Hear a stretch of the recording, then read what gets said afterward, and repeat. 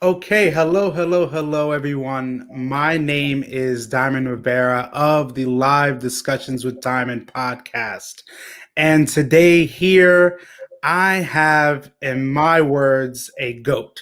I have a legend. I have a mentor. I have an MC. As you can say, the jack of all trades. Here today, man, I have a very special guest here, the one and only Mario B. What's up, man? We got to put that applause in there somewhere. Oh man, What's going on, my brother? man, everything is everything. Everything is good. I'm Right. content. I'm thankful to see another day. Amen. This election itself is just hectic as hell. Word. I was about to ask you how you feeling about the election because I see you got Obama behind you. Let it go. Yo, Obama's in the past, man. This guy right here, no, that's actually me. I know you told me it's really the darker Dominican tan, if you want to call it that. Oh, snap. Let's start off first and foremost with these challenging times, especially with the elections. I definitely want to start off by thanking everybody for tuning in, listening in. You could have been anywhere, but the fact that you're tuning in, thank you so much. So let's have fun, man. Let's talk. Let's educate. Let's motivate and let's inspire. Yes, absolutely. And I think many people, as we've talked as well, understand Mario B as the MC. Mm-hmm. And like you've told me yourself, the mass amount of congresses and festivals that you normally have done pre-COVID in a year. I mean, over 8, I think you were telling me, Right. And realizing as taking the role as an MC is extremely important because it's not just about what you can say on the stage just to keep the crowd into it, but you're also helping in charge of creating and having a flow throughout your events. And I think too, many people also don't realize that, you made your start as a dancer. And you mean from going from Salsa Fever On2, but even going all the way back, the many groups that you've been a part of. I mean, for me, I think it's historical, but I mean, for me, I can't really do it justice. I mean, I would love to really understand if we can start off is like, how did Mario B become a dancer? How did dance really come into your life? Wow, man. Well, good question. First, I had many goals in life, but I also had many challenges. Rob Briscoe was the deal, man. Yes, I'm sorry to interrupt, but also letting you know throughout the interview, we will be having comments coming in real time so that you can. Plan B in a full effect. We'll talk about Plan B in a minute. Not the not the pill, but so I had many goals, becoming a professional baseball player, which was close with so many tryouts with so many teams, and then I got injured. Then I went to the military.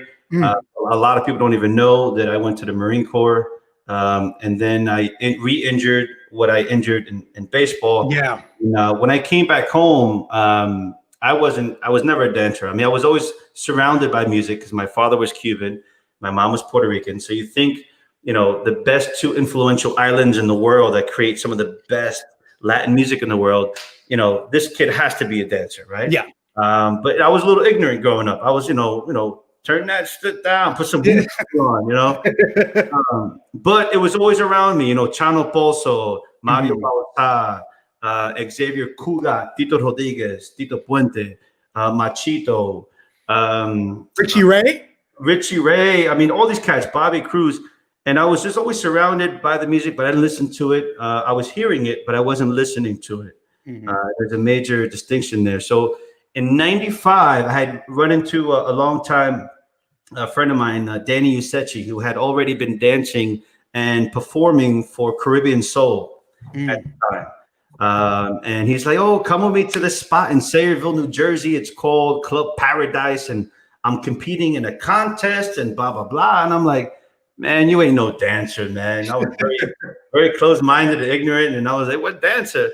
So he picked me up and, I put my guayabera on and my pleated pants thinking I was going to show him how to dance. And I got there and that was the first time I was ever exposed to an on-2 style. And it was beautiful. It just looked like everybody was on roller skates and everybody was just flowing. we have this stigma and this stereotype that if you have that many Latinos in one room at the same time, somebody's going to get stabbed. Someone's going to have an argument. But it was the complete opposite. It was something I had never experienced before, because a lot of people don't know. We naturally dance cumbia. We dance, little lies, side to side, kicking everybody in the shin. That's why everybody has bloody shins. I remember those days. So that's all I knew. I just knew how to dance side to side. So from there, he introduced me to Ismael, and I started taking classes with Ismael, and that's how it all started. So I started taking class there, and I started flirting with other classes. I got you. And realizing 25 years, man, that's crazy. No, it's true. 25 years. And again, like from 95, and me also having that. Salud. Yep. Salud, my brother, for sure. I got my salsa here. You got your ginger ale. My ginger ale. But realizing too, me having that talk with Ishmael and then realizing how he started. And then, like you said, going from Club Paradise and then kind of being introduced to Ishmael from there and taking those classes, that was that initial kind of push. So then when you started, was it kind of an easy just transition into it, or was it kind of those hard knock times that came? No, it was challenging, man. For anybody to say that it's easy, it's like learning a new dialect, a new language. And it's also breaking bad habits, because as Latinos, right, we all think we know how to dance, but it's always that that cumbia, that side to side. Yeah. Jesse Yep is in the building. Just word. What is he in a coma in that picture? Look at that picture. Yeah, what's going on? What's going on, Jess? So it's not easy, and it shouldn't be easy. It's more rewarding when you work hard for something, and there's something that you can show for, something you can say that I worked hard to get to that level. But I had people who pushed me, and I had a lot, and I hope everybody's listening, man, because this is inspiring. I had a lot of people who told me I was too fat to dance. At the time, I didn't look Latino. I didn't sound Latino. Just because I look Caucasian and I don't sound Hispanic, it was insulting, man. I got a lot of negativity. And now, we live in a world where, the conversation is more liberal. We can talk about, the LGBTQ community. We can talk about bigger people dancing. We can talk about short people. So now the scene is definitely more embracive and more accepted. But back then, it was brutal, man. If you didn't have the somewhat look of a dancer, or what people thought of a dancer, you weren't well received as a dancer in a class or even in a group. I got turned down. I'm not going to say with dance companies, but I got turned down for a couple of dance companies because of my size. Wow. And the thing is, you say something so important about back then, because people have this notion from dancers who've danced 20 plus years, we can say, we talk about everything that we loved and we wish we could have back.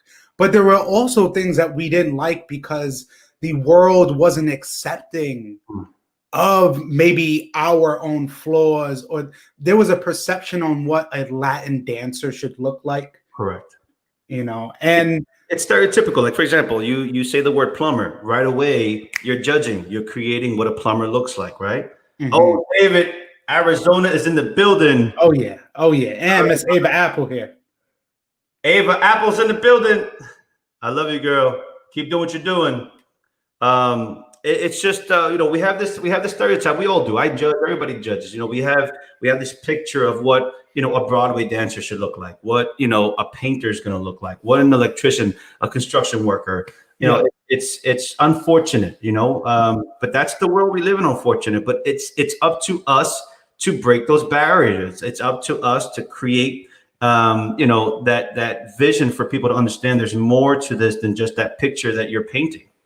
Yeah. And so when I remember too, and correct me if I'm wrong, I remember when you started dancing, you actually did some work, if I'm not mistaken, with the Mambo Mamas.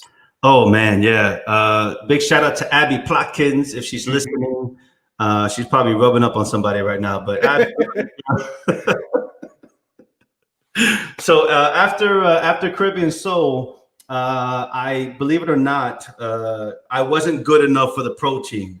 So I was like, okay, and I wanted to be challenged, and I wanted the challenge. And I remember one time, let me see if you remember this. I was dancing at Nell's Underground.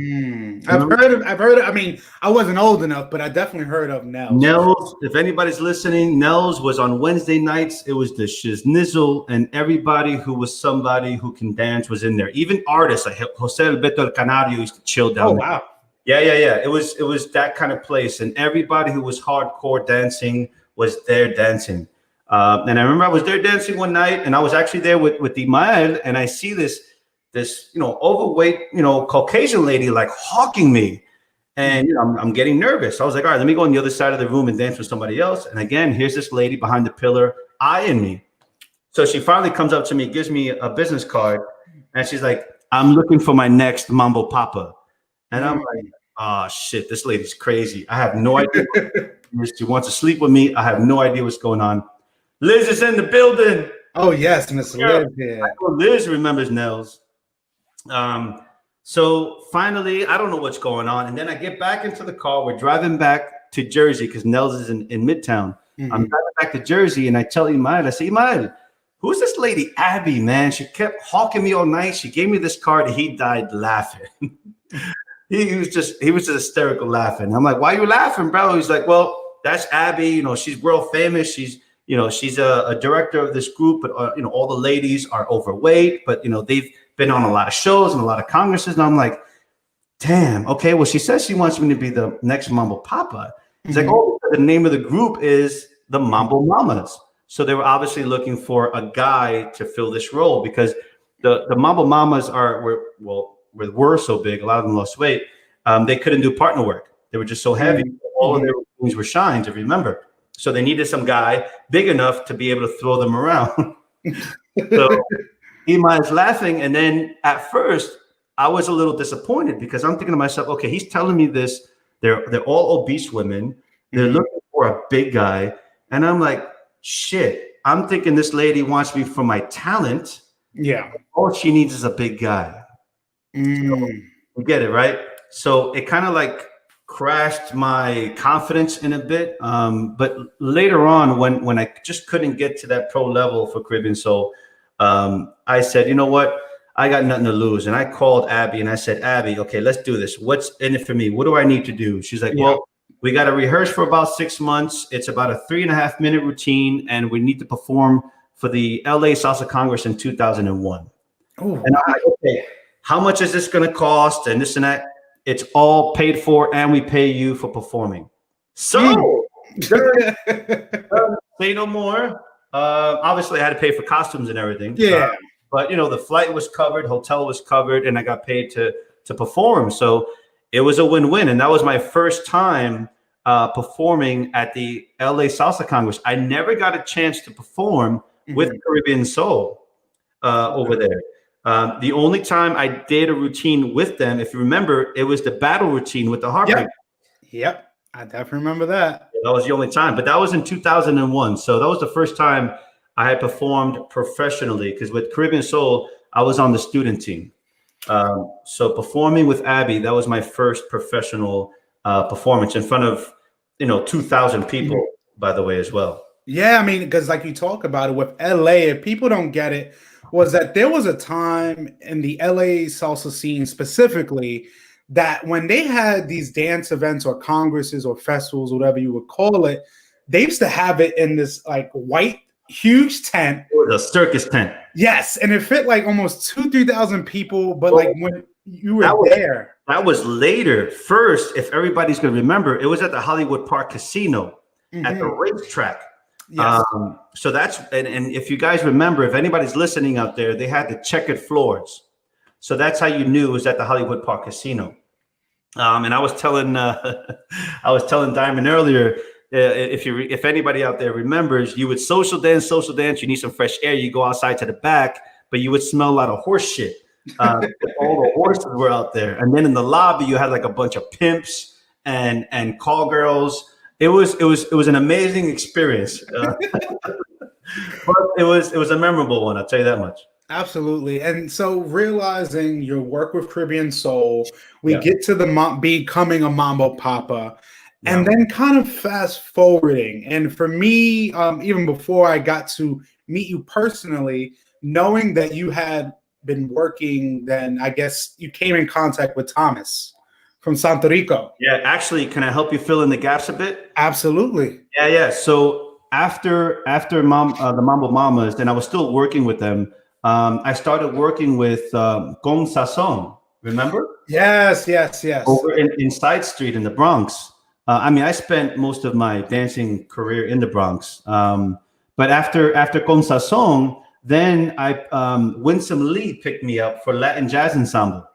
Wow. Remember that? Yes, So, I remember Winsome Lee. I love him. man. So Winsome was the first person to actually take me to China, and we went to Hong Kong, and that was the first time. That was probably 2002, maybe, and that's the first time that I performed internationally, and that was with Winsome. And then it wasn't until after Winsome, that's when, true story, it was in LA. 2000, and yeah, it was 2001 after the performance with the Mambo Mamas. Carlos approaches me, and Nelson Flores approaches me. I really don't know who they are much. All I know is they are, Descarga Latina, big dancers. And they're like, oh, we're currently writing this play about the evolution of Latin dance. Was this Latin Madness? Correct. Yes. And I was like, yeah, all right. So they wanted to incorporate the Mambo Mamas in it. So I was able to be a part of Latin Madness in 2001 because of the Mambo Mamas. And that is where my dance career really took off to the next level, because I was surrounded by the best dancers in the world every day for 4 consecutive years, training, sweating, crying, bleeding, training. It was I tell you, I owe a lot of my career to a lot of Frankie Martinez, Franklin Diaz, the Mambo Mamas, Santo Rico, from Thomas, oh my God, Nelson Flores and Descarga Latina. The list is just out of control at the time. So a lot of my training came from there, and that's how I was able to hook up with Thomas. Man, and that's amazing already to hear from the beginning of your journey, from a person like yourself, not even thinking about dance as an option. No. And then fast forwarding a few years later, and you've been in multiple different groups and have been able to just train and learn and have that opportunity. I mean, by the time I got to Latin Madness, I was already in about 5 groups. You considered, hey, there's Abby. What's up, Abby? girl? We're just talking about you, Abby. Talking about the Mambo Mamas, the Latin Jazz Ensemble, Con Sazon, Caribbean Soul, and now this opportunity in Latin Madness. So I was building clout. I was building a reputation, credibility, experience, knowledge, and Latin Madness really took my career to the next level. Man, and for many people who don't know, from my recollection, Latin Madness, this was actually the first off-Broadway play or showcase, and it was amazing was that this wasn't just taking dancers or pros from maybe LA who were mainly maybe not Latin based, but you actually had the core of like New York, New Jersey, of real Latin salsa dancers actually, like you said, training and creating a showcase that honestly I felt inspired. Like you said, it helped you kind of push you to that next level. And I think that's something for me, many people unfortunately forget that at that in the early 2000s, we had that type of moment.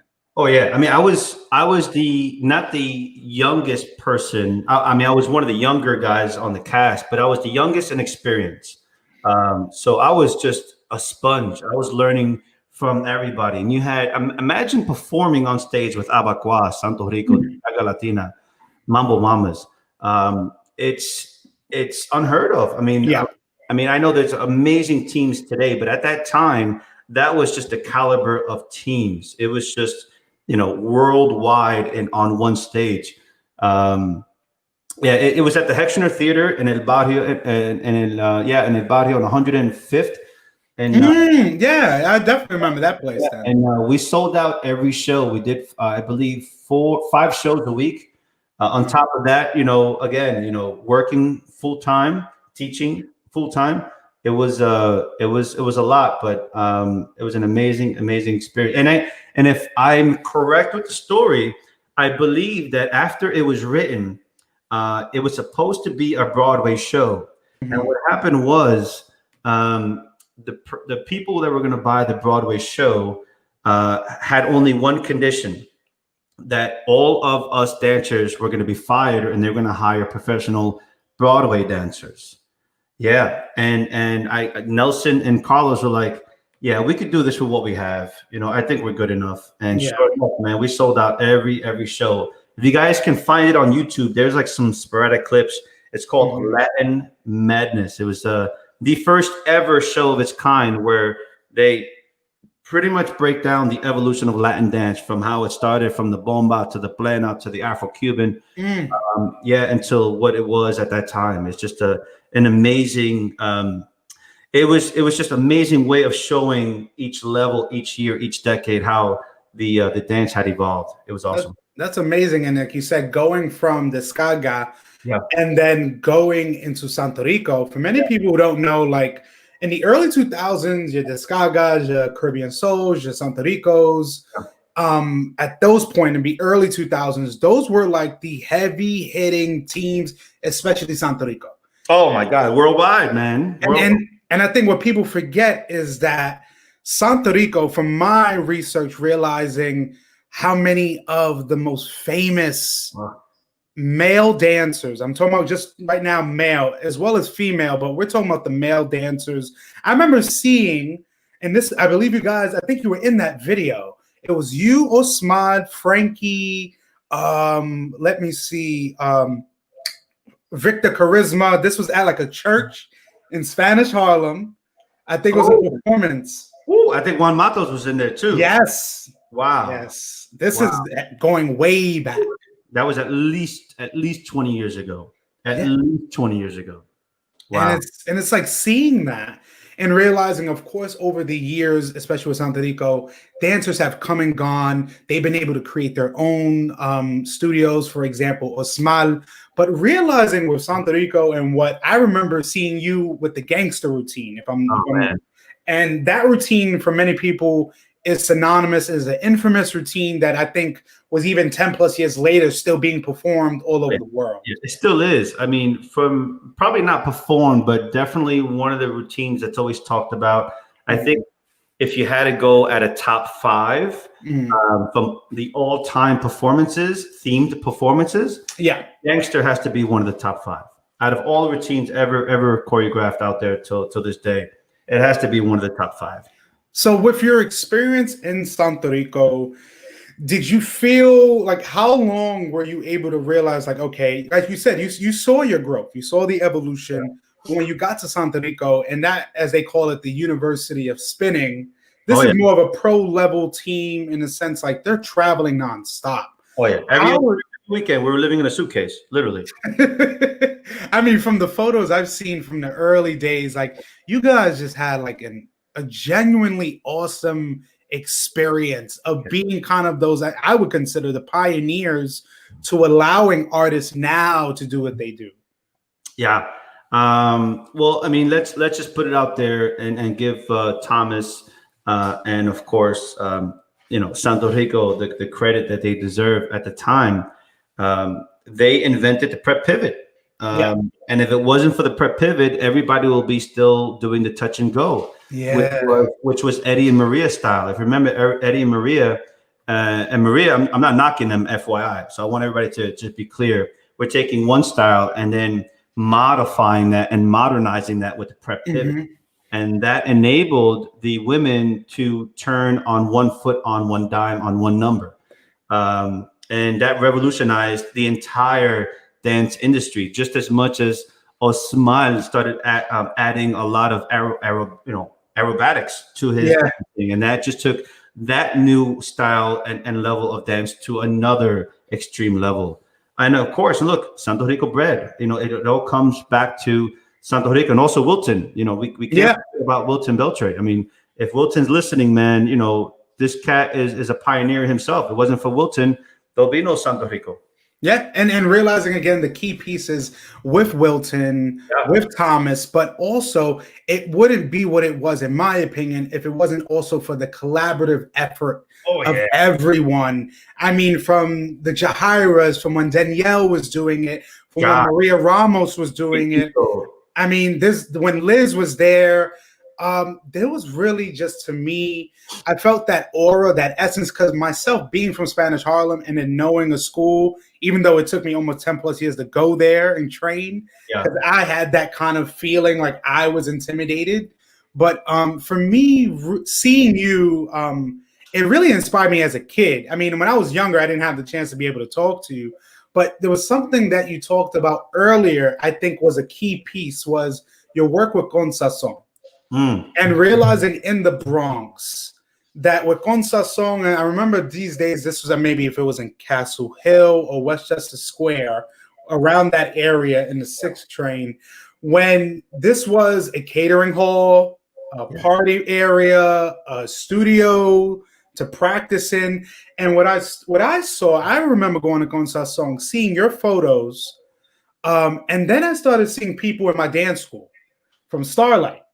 When you had Bud, when you had Danielle, and you had a multitude of people. And I'm like, I see this guy and I see the kids that I'm in dance school with. But then I actually started to see you coming into my dance school. And that was a change for me. And many people don't know, I went to Starlight Dance Studio, which was created by the late David Melendez. And, you know, for me, over the years, just kind of reflecting on what David has meant to myself, to you, to many others. Like, we have to realize too, what we call the New York Congress now, there was a different feeling back then when he was around, when he was organizing it, when he was the person, and realizing this man not only created the New York events we had, which used to be in the Catskills from the beginning. Correct. I remember those days. The first 2 years was up in the Catskills. And then with David also being a pioneer in a sense, like Albert Torres, of taking the reach and making it global. Correct. I mean, to realize I was in a dance school where kids who were my age or a little bit older, if they danced well enough and they learned well enough, you were going to Japan. And that was a difference because, you know, most kids from the inner cities, that's all you see. Right. But then I love what David did, maybe unintentionally or intentionally, was bringing people like you, bringing people like Ishmael, having Edwin there from the jump, going to LA, coming back, teaching us, having Yesenia there, having Maribel there. We're taking it back. And for me, and Selena Negron, Shauna, and for me, thinking about it, it was so, like the fact that we had these amount of teachers having the opportunity to teach us, but also then being introduced to people like yourself who's already on the pro level. So it kind of gave us, like myself and Timothy, us specifically, I would say I felt really inspired by people like you, because I slowly noticed that you were understanding us as kids and you were getting to know us. Right. Because, you know, we have those moments where it's like we're just around people our age, but I think it was people like yourself that welcomed us in, but also helped us grow up much faster. Got it. No, thank you, man. Thank you for first of all, acknowledging that. And second, thank you for being present at the time to even understand that. Yeah. Because there's so much going on, especially a lot of people don't know what David too also did was, I don't want to say that they're all troubled kids, but these are all kids who, you know, probably didn't do too well in school, or they were in fights all the time after school. And David took them in and said, look, I'll cover your cost. I'll do everything, but you got to do good in school. And that was motivating for a lot of people. And that's something you have to respect as well. But I think most of the bonding that we had, especially when we traveled to LA for the battle routine, you know, it's really getting to know everybody and everybody's story, because everyone has a story and why they do it and why they want to continue doing it. But, you know, you, Timothy, and Edwin, I remember when you guys first started. I mean, you guys were all up to my waist at the time. So it's looking after you guys. We're family, and we're New York, New Jersey, we're the tri-state area, and we got each other's back. No, absolutely, and I think man, also see as well that what I really appreciated was as we got older, and then me and Timothy specifically, as we gotten a little bit older, and we become, as they call the junior boys, then the Heartbreak Boys. What I really admired too was that you kept that relationship with us, and then you also would travel with us. Yeah. So it was kind of, we had, and people have to understand, when Starlight and the Heartbreak Boys during my generation, when we had Willie, who was TJ's mom, who was basically our manager, and then I got to give it up to Willie. Like that's the, but then to also have you there at times traveling, like I know we would go to Texas together, we would go to different places.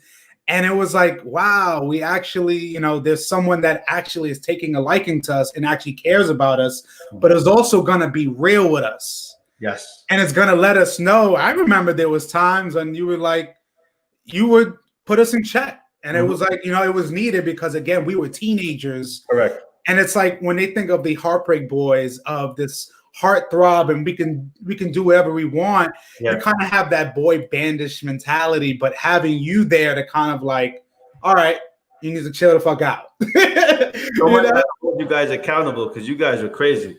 I mean, I'll tell you this, and like I've told you privately, I mean, it's a different experience because I think the kids nowadays don't understand. Like in the group that I was in with these other dancers, it was like a boy band, and you were literally for 4 or 5 years. Or some of these guys I was with for 8+ years, and you're always together. You're literally in practices 3 times a week, 8 hours a day. Yep. You're traveling. You're literally sleeping in the same rooms. People are sleeping on the beds and floors. Yep. So after a while, you get to know people's tendencies. You get to know, And I think for me, even through everything with Starlight, when David passed, I always cherished that you always still wanted to be around us, talk to us, help us, mentor us, maybe if you didn't even realize it.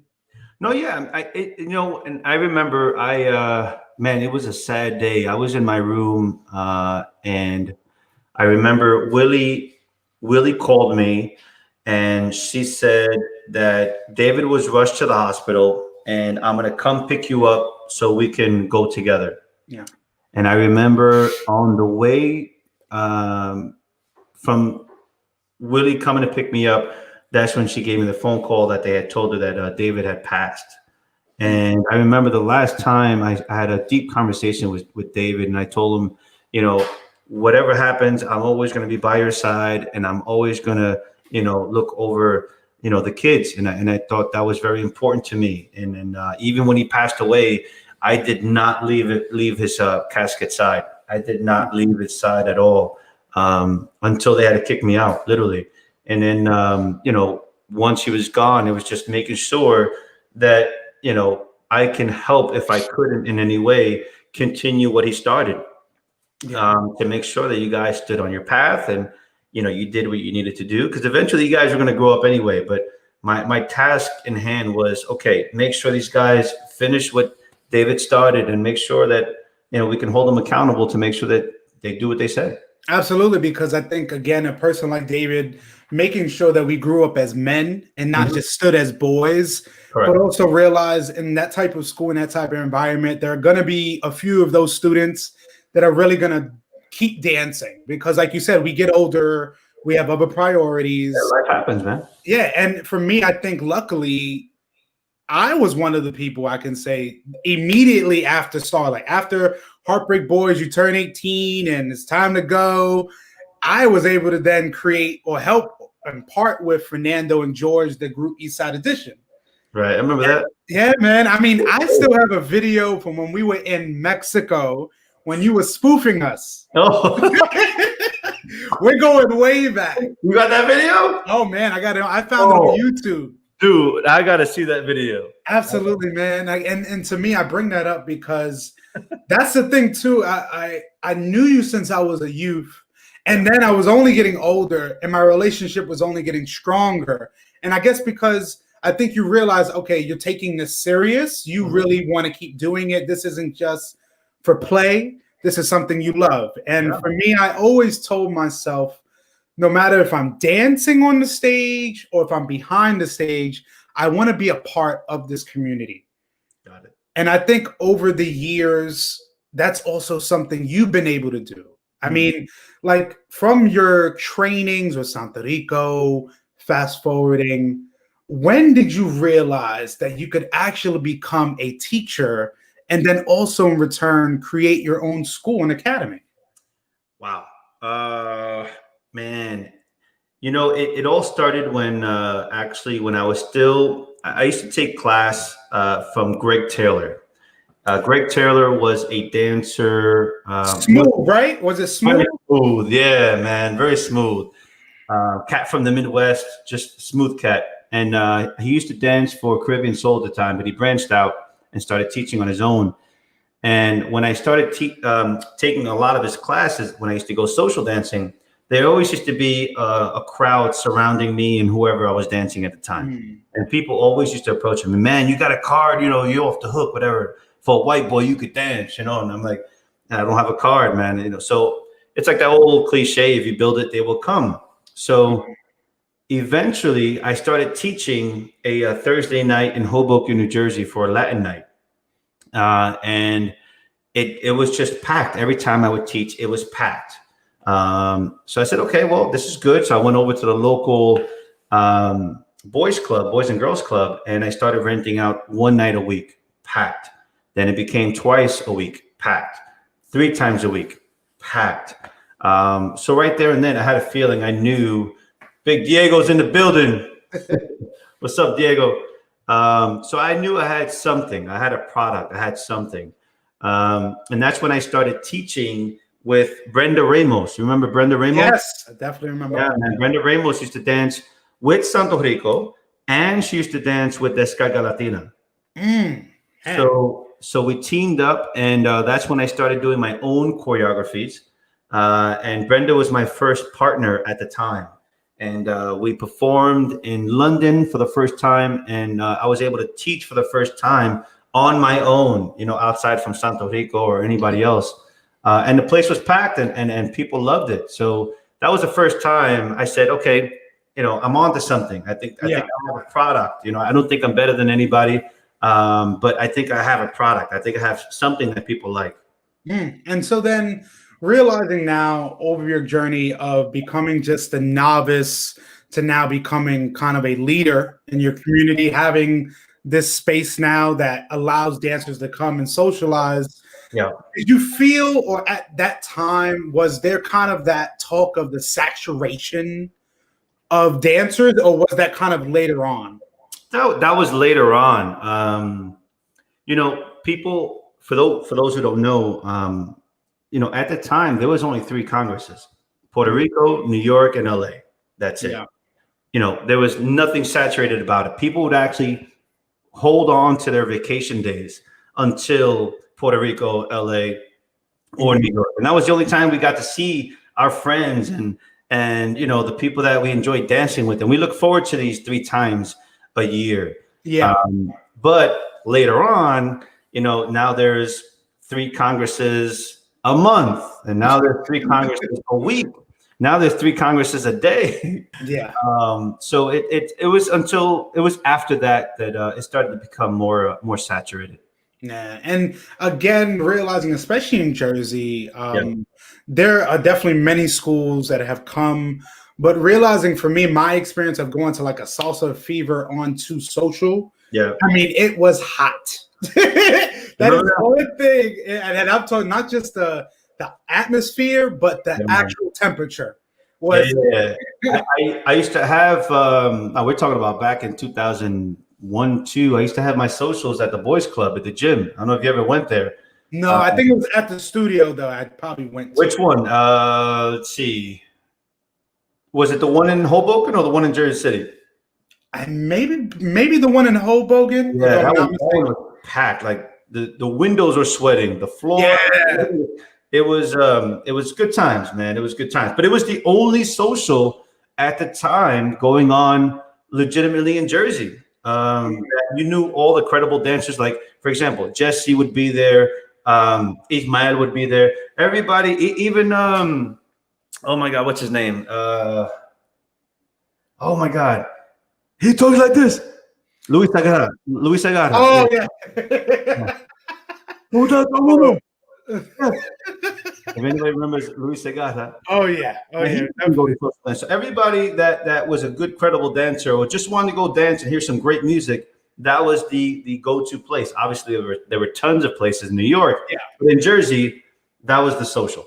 Man, and so over the years, I guess, of you then having your studio, being able to perform worldwide, Remember? being able to teach, when did you kind of find yourself in that phase of then becoming the MC?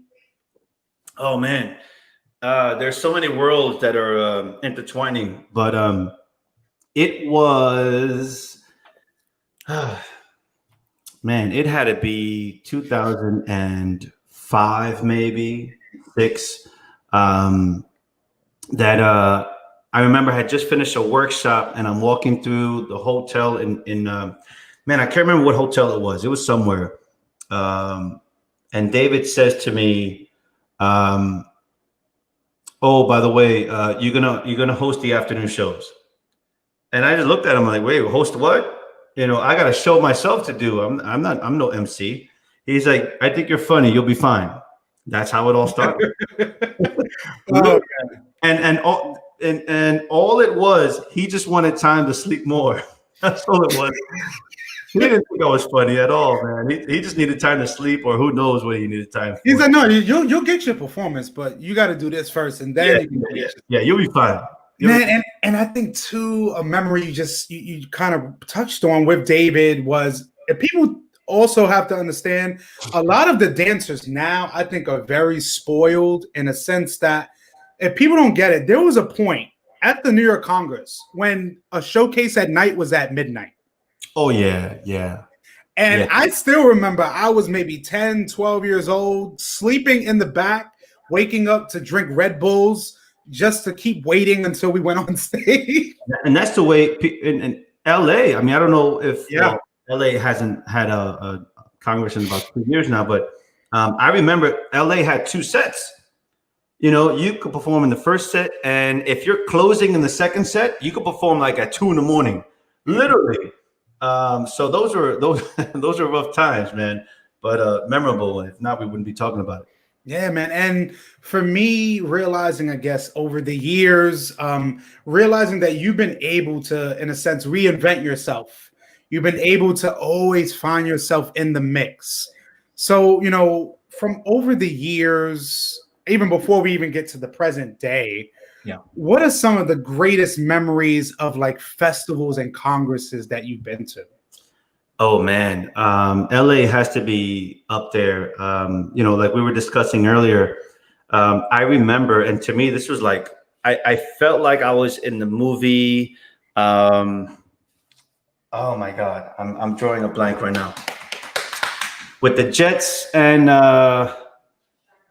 yes, it's the name of the movie.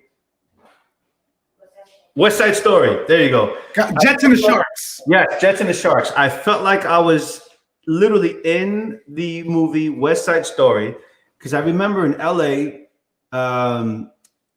it was a battle. It was an on-1, on-2 battle, something you had never seen before. It's not like we were fighting physically, fist fighting. Yeah.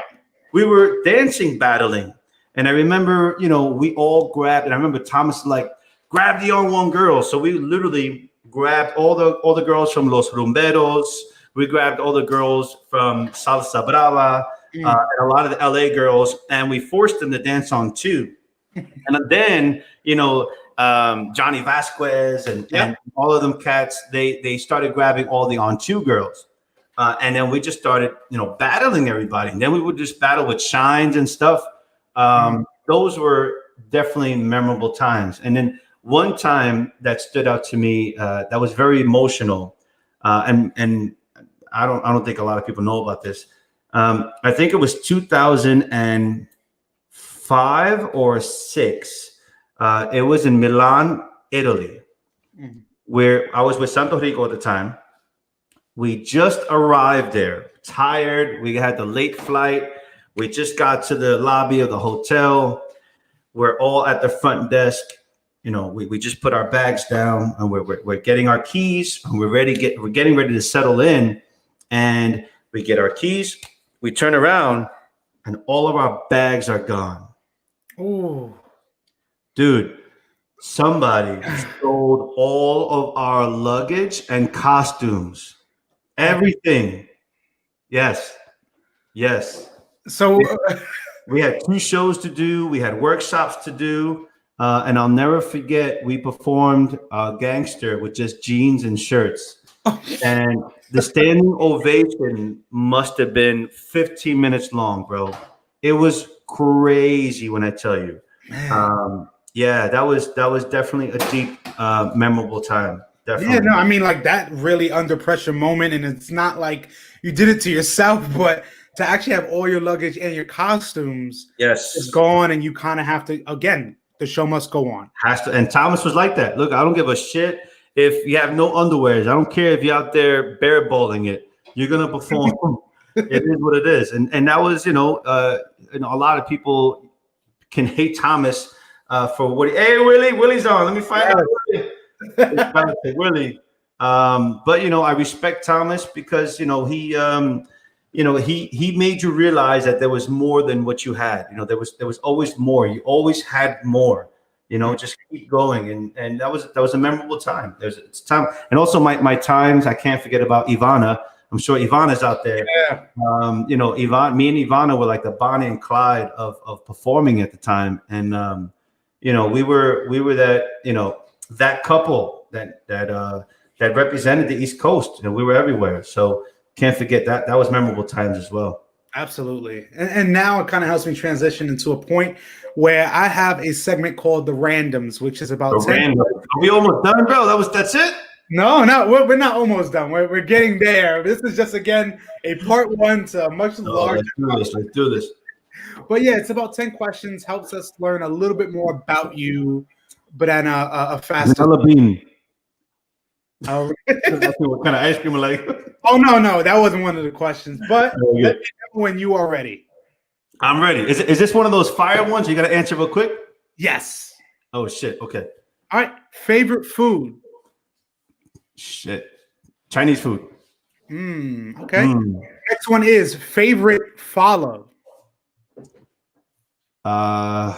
Depends what are we following? We're talking about when you're going to, if you were going to a Congress and there's one person you could take on that dance floor for your favorite song.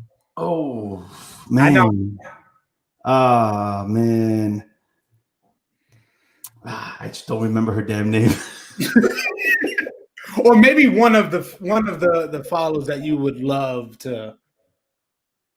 Oh man. I have to say I'll say Ivana, man. Ivana, I mean, we bumped a lot of heads, but when we danced, it was good.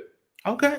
Next question is, how are they not as fast? I'm thinking over here. My bad. It's all good, man. I love it. I love actually learning a little bit more about you. And next question would be, what did you want to be at 10 years old? Oof, man. What did I want to be at 10 years old? Oh, man. Willie said, better be my wife. Yeah, my wife is my follow. Oh, man. What do I want to be at 10? Maybe G.I. Joe. I mean, I was a big fan of G.I. Joe, man. I mean, G.I. Joe, yeah. You kind of went, of course, if you talked about you went into the military, so that was man. All right. Next question is, this is going to be maybe a tough one. Okay. What is your worst MC moment? Worst MC moment. And this could be you doing something, or a performer doing something unintentionally, or just like something in the showcase just was not going. I never really had a bad MC moment, but for anyone out there who speaks publicly like yourself, podcast, MC, motivator, lecturer, anything of that, you can't please everybody. Yeah. And there's always going to be a time where you might say something that's going to offend somebody, not because I'm saying it intentionally. I'm not saying it because I'm personally attacking anyone. That's not me. I love everyone. I love every color. I love every type. And it's just sometimes, the next day I'll get a message from the director say, listen, so and so didn't like what you said. If you can, don't mention that again or tone it down. That's about it, unfortunately. But I never really had. I mean, I had a lot of oh shit moments where somebody's titty pops out, and I remember those moments. My jeans ripped once. And a lot of people don't know, man. A big shout out to anyone out there who's an MC. Anybody who's master of ceremony, because it's 100% an impromptu job. Yeah. You never know what's going to happen. No matter how many scripts you're given, 99% of the times, it's never the same script when you're done. And it's the art of improvisation. It really is. How can we keep the audience engaged? How can we make them laugh? How can we make them feel like they were sitting in their chair for 15 minutes when it was a 2-hour show? There's a lot of moving parts. There's a lot of mechanics involved with emceeing, and it's an art. It's a true art form. And I respect now Alba Torres, and I respect David Melendez, and I respect so many other artists out there who came before me that I get to learn from and understand and appreciate. It's not easy. And when people come up to me and after a show, like, man, are you a comedian? Do you write your own material? I'm like, no, it's like, no, that can't be. You had to pre-write everything. I said, no, I don't write anything. It's because it's not fair for me to write something knowing it's not going to work out that way. Yeah, absolutely. And I agree. Improvisation for an MC is important because you do have to keep that attention of the audience after maybe sometimes 30 to 40 showcases. Yes. And you got to be spontaneous. Like sometimes they got the right team on, but it's the wrong music they have on. Now, shit. So there was these 3 guys, one Chinese, one Jewish, and they kind of come up with a stupid joke. Man, I mean, so next question would be what is your favorite? Who? Clean. All right, let me see. I'm trying to ask this in a way that's not biased. Okay. But who are one of your favorite performing groups of all time? Oh, performing groups of all time. Yeah. Man, I really enjoy the artistry of Yamule. They are currently doing everything that Santo Rico did and 100% more. Yeah. So I respect Osman for modernizing the game and adding all these acrobatic turns and aerials and really creating something influential for other dancers to do. And if you look, just like when Frankie Martinez first came out, everybody and their mother was wearing the white jazz shoes and a pink boa. Everybody, was like, what's going on? Why everybody has white jazz shoes, yo? I go to ShopRite and there's people with white jazz shoes on. I'm like, come on, man, So I would have to say right now, if I had to pick a team, it would have to be Yamule. I have to respect that.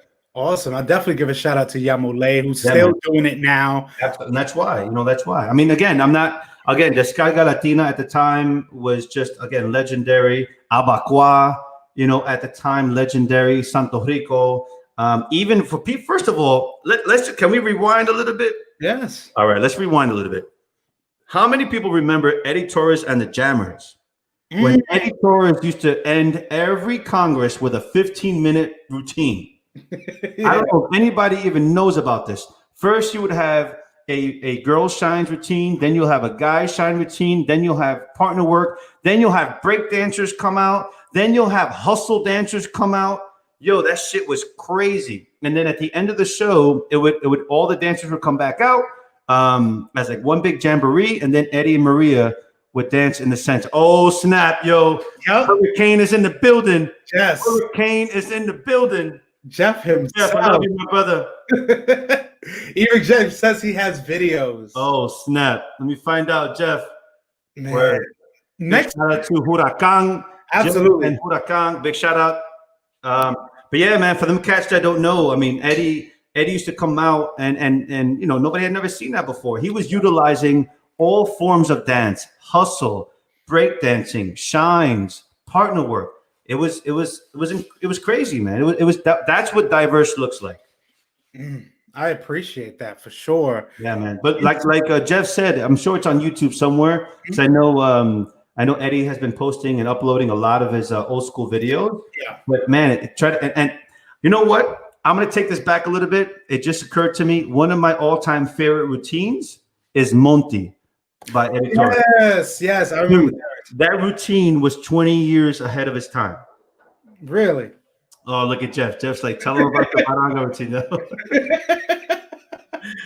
Oh man, Baranga. All right, so Baranga was my breakout routine. That was a routine that I did to Tito Rodriguez Baranga.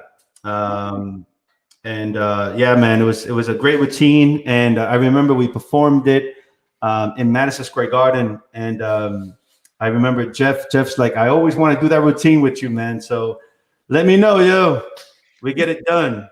Absolutely, man. The next question I have would be, what would be your superpower? What would be my superpower? Oh man, allowing others to see theirs. I like that. Very reflective. Yeah, I like that. No, because we need somebody that can hold us accountable. You know what I'm saying? And as a teacher now, that's a big task that I have is trying to get people to understand their worth, that their value is just as good as anybody else's. And that's a big challenge for a lot of people. Absolutely. Including myself. Say again? Including myself. I like that. I appreciate that. And the next question I have, which sometimes gets my guests, is hold on, let me get my tushy ready, son. Oh no. We're gonna start tearing up in this piece. Who are 3 people that have been most influential to you at this point in your life? Right now? Right now, if you could think of just 3 people right now. Oh man, 3 people. Definitely my wife. Definitely a big rock in my foundation. Man, 3 people. Yeah, this is tough, man. I know. Not that anybody else is not influential. But it's tough because I no longer have my parents around. I'm sure they're out there, they're floating around somewhere, but it's tough to it's tough, man. I can say I learn a lot from my students. My students can be very influential. Even though I'm teaching them a lot, they're also a staple in my education as well. Yeah. Maybe my daughter. My daughter could be influential to me. I think that helps. I think that kind of gives. All right. Hopefully, man. This is tough. I know. As you get older, you lose your influencers. It's funny you say that, but it's also kind of true. Yeah, man. I mean, but I definitely appreciate that. The next or the last 2 questions I have, the second before last, is what is a special talent that many wouldn't know that you have? Oh, snap. A talent. Well, I love baseball. So prior to COVID, I always used to go by myself and spend a few hours at the cages. But I was a huge Patricia in the building, yo. We got Poland in the house. Oh yeah. I used to. Well, I love to beatbox. So a lot of people, beatboxing was nobody knows about until now. All right.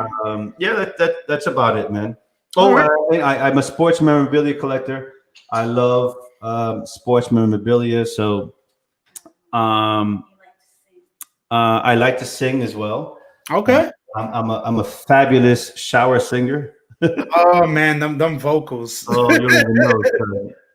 Man, and there is a question that somebody does want me to ask you. And and first of all, if anybody out there has a question, please come on, open book. Let's go. Nobody is safe. Let's go. We definitely got some questions here or kind of statements. They definitely think Yeah. We don't know who that was. Sometimes they come anonymously, or even with Ava here saying, or at least get them on an interview. Well, I mean, if you want to, don't forget that question. But if you want to touch here's something a lot of people don't know. I was in the rehearsal room at that time when the unfortunate circumstances occurred. And I was just a rookie. I was just third generation Santo Rico at the time when Osman left. And I remember, like if it was yesterday, I'm not going to talk too much personal gossip, but I'm in the rehearsal room. We're about to rehearse, and things didn't go too well. And Osman left, and Osman took 90% of the team with him, and it was just a few of us that stood behind. And the reason why I didn't go is because I didn't know any better. I'm like, I just got here. Yeah. I mean, come on, I just got here, And I remember right after that, Thomas said, you got it, because Osman left, a lot of other people left, and Juan Matos had just left before that because he had moved to Europe. Yes. And I remember Thomas looking at me saying to me and Danny, because me and Danny were the only two last guys in the room. I remember Danny. Yep. He's like, you both have to step up. And that was when I had to learn Gangster in a few weeks. Oh my God. Yeah, I had to perform Gangster and Spin Mania just in a few weeks, and perform that in London for Mambo City. God bless you. That is extremely, for me, that's still a challenging routine I would have loved to have done, but much love to what you've been able to do. Yeah, you know what? I don't know.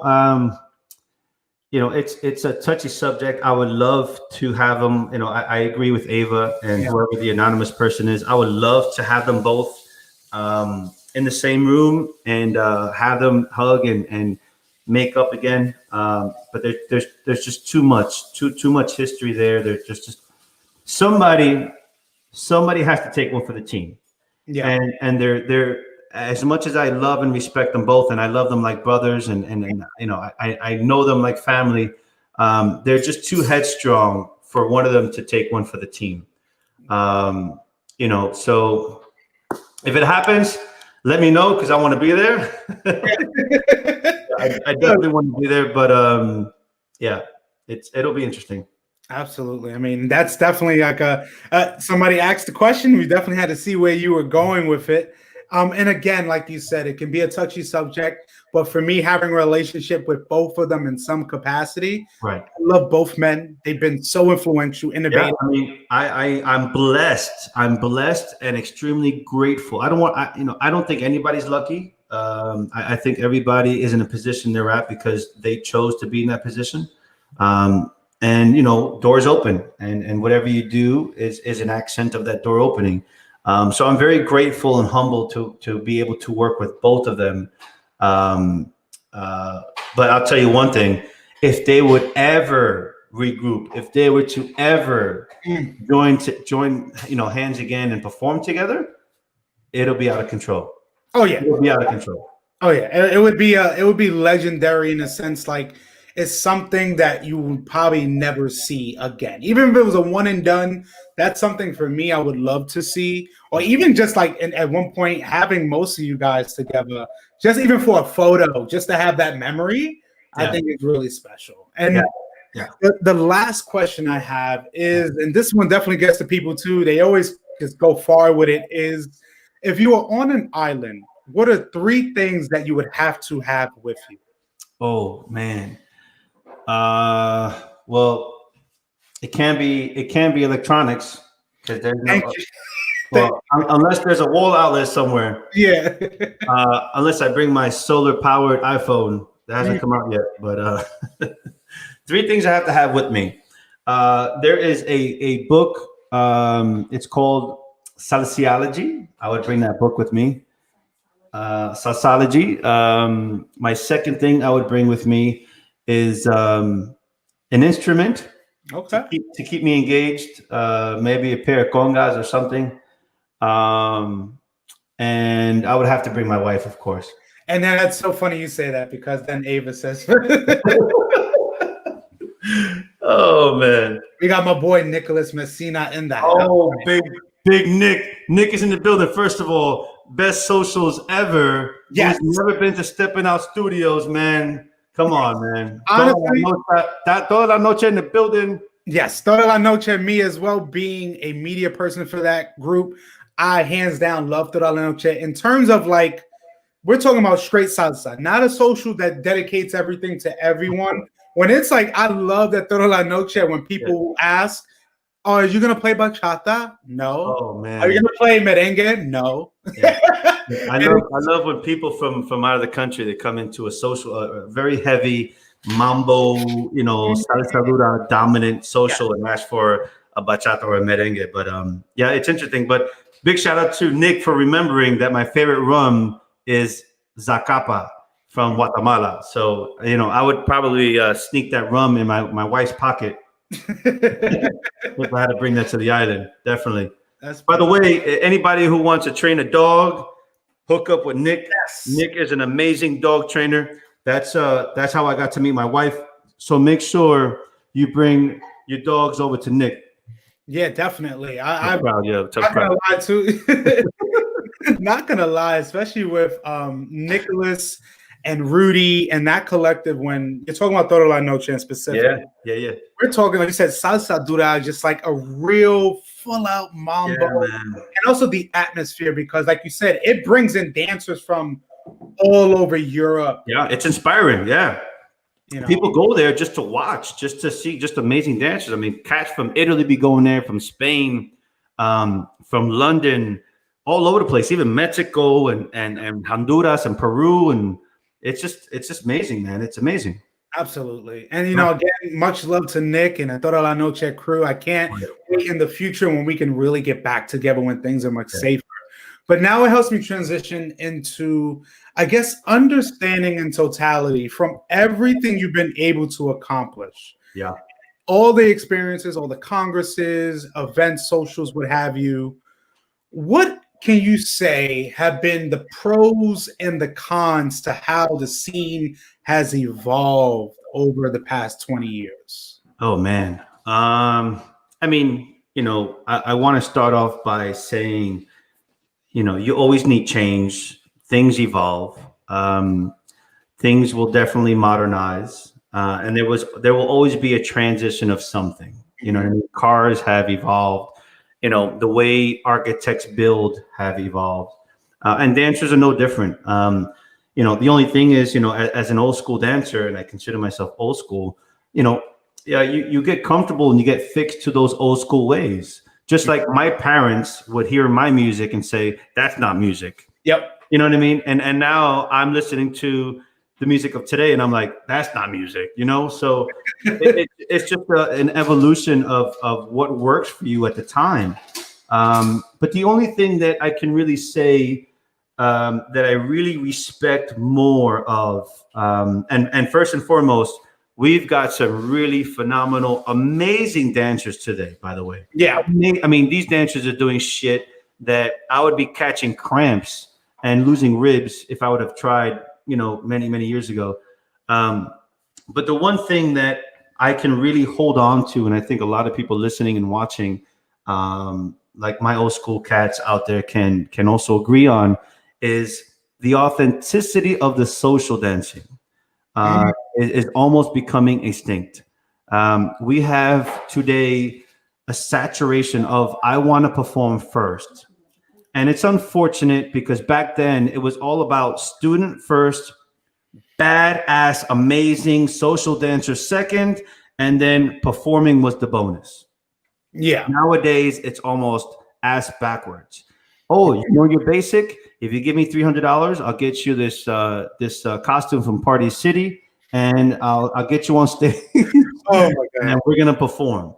And what's unfortunate, Diamond, is you're giving these people false hope. You might be giving them hope in the sense of, man, I never thought I can perform professionally, but that's the thing. You're not performing professionally. The stage back then meant so much to me and so many other people that I had to work so many years, blood, sweat, and tears, sacrifices to be able to touch that stage and call myself a legit performer. Nowadays, you give somebody $300, you get this choreographed routine, and you're automatically a performer. And what's happening is you're setting up these people for failure, Diamond, because now they go to the social, they go to the Congress, they go to the clubs, thinking that they can social dance because they're trying these choreographed moves on the social floor. Yes. And how do I know? I have all these people coming up to me, especially all the girls coming up to me. Man, I couldn't follow that dude. One bar, I couldn't follow that dude. Yeah, because that dude over there's performing. He's not social dancing. Yeah, and you say, well, the way you say that, it hits me a lot because I know exactly what If you guys feel me out there, chime in. I'm just saying, let's talk about this. Yeah, I mean, like, to be honest with you, I think it's definitely, like you said, like Ava says here, is truth. It's completely true, and I really can say that because as myself, from doing this in '96 and over the years, from being a student to being a performer to being a visual artist, I'm watching. People don't realize when I'm filming, it's not just filming for the good content. I'm also filming and realizing a lot of the dancers I'm seeing, it's just really an oversaturation of just mediocrity sometimes. And I don't mean to be disrespectful. People understand it's really my opinion, not even opinion, it's my observation over the years. Yeah. Because what I think, like you said, what happened was people got the false hope of a studio person, or they go a perfect example, and I've seen it done many times. You have a novice person going to a social, we'll say dance sport. You see a great performance.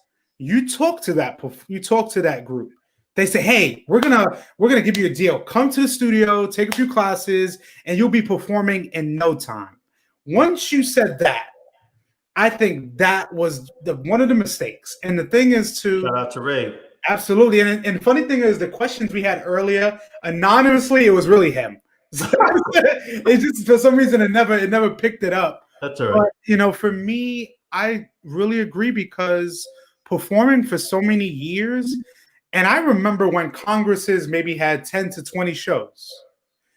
But then over time, it was like 30, 40. At one point, I saw 45 to 50 shows on a Friday or Saturday night at a Congress.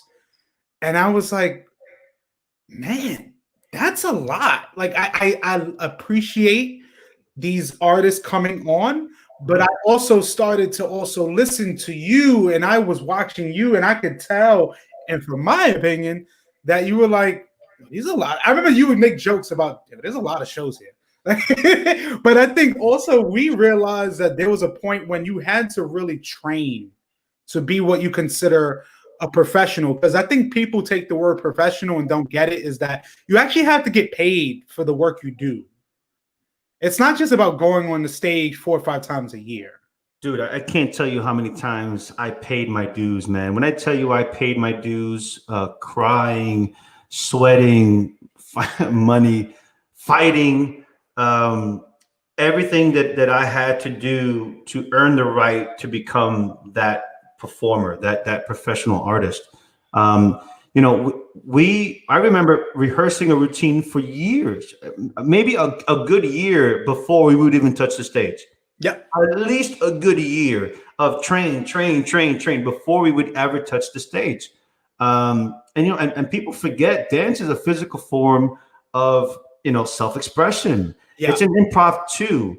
And I tell my students all the time, every time I dance with someone, it doesn't matter if I dance with them the first time, the second time, or third time, every person I dance with is a blank canvas. My hands are 2 paintbrushes, and I get to create anything I want at any time I want, and no 2 paintings are ever the same. That doesn't happen anymore because these cats are painting the same shit over and over again because they're trying to do choreography. Yeah, and what you said earlier to hit when you talked about social dancing. Yeah, and realizing there's a difference between a social dancer and a performer who's huge difference.